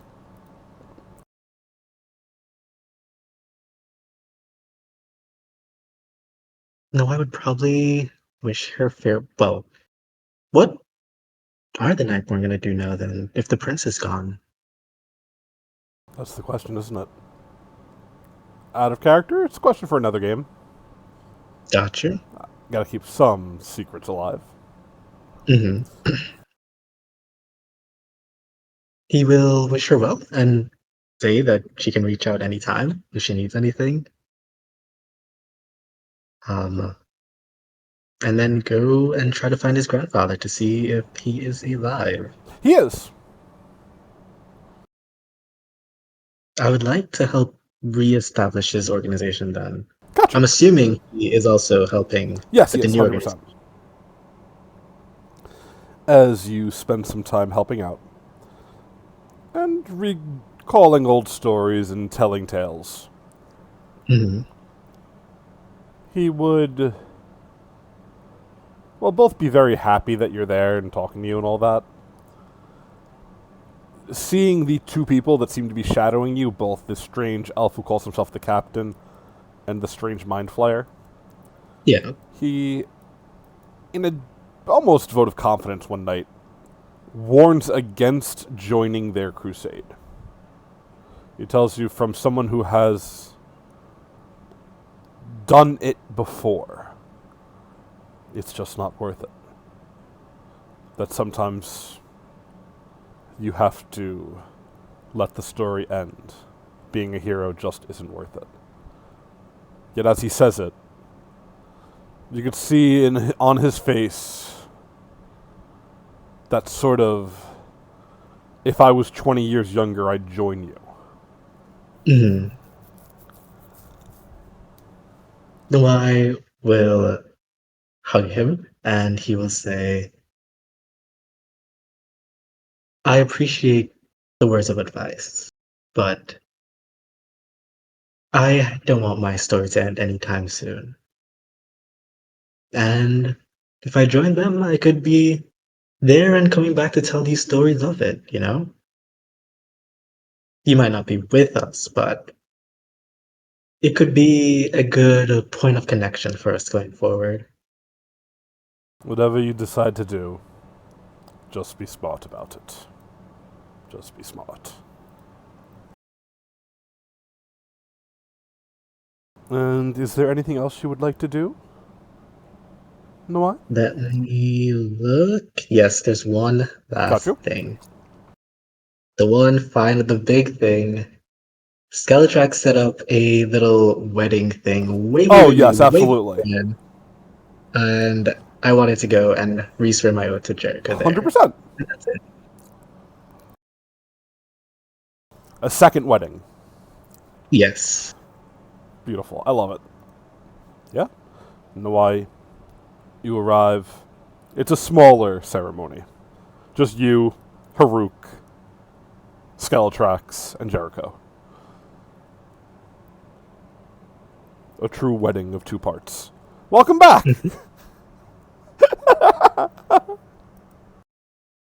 Hopefully the wedding went well. You'll never know. Yeah, that's true. But yes, you are able to re-swear your oaths, Noai. And something will happen with Elvanus. I can't say until Monday ends what's happening with Elvanus, but I will absolutely update you when that comes to be. No problem, no But problem. that's kind of in limbo, all of that stuff, so I can't say too much. Shit's gonna explode. It might. It might. And not because of Gus. But as we go to wrap up our epilogue once and for all, as the group of you, I would assume, say your goodbyes to one another, perhaps deciding to stay and help with the rebuild a la Irius and Yuna, those on the frontier trying to fight the good fight, Nitso, Haruk, and even those who go beyond to a chapter that should be closed but perhaps never will, to fight against the true dark and that which lies beyond the veil in Noai. I believe this is where A Storm of Shadows makes its close. And as we reach these final moments, I ask of each of you, are there any final statements you would like to make? Any final things your characters would do? Anything along those lines before we put a close to this? Nothing here. No, Yuna got Yuna got the good ending. Yeah, you said that, we shouldn't really expect good endings. Well, we got 2 weddings today, so. The bad ending for Yuna didn't happen, so that's nice.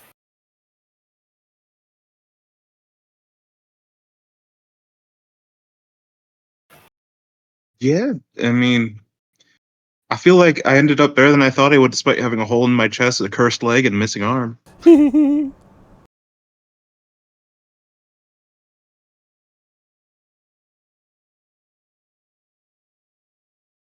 No, I'm very happy with what happened. I'm glad that Isaac's is still alive and kicking.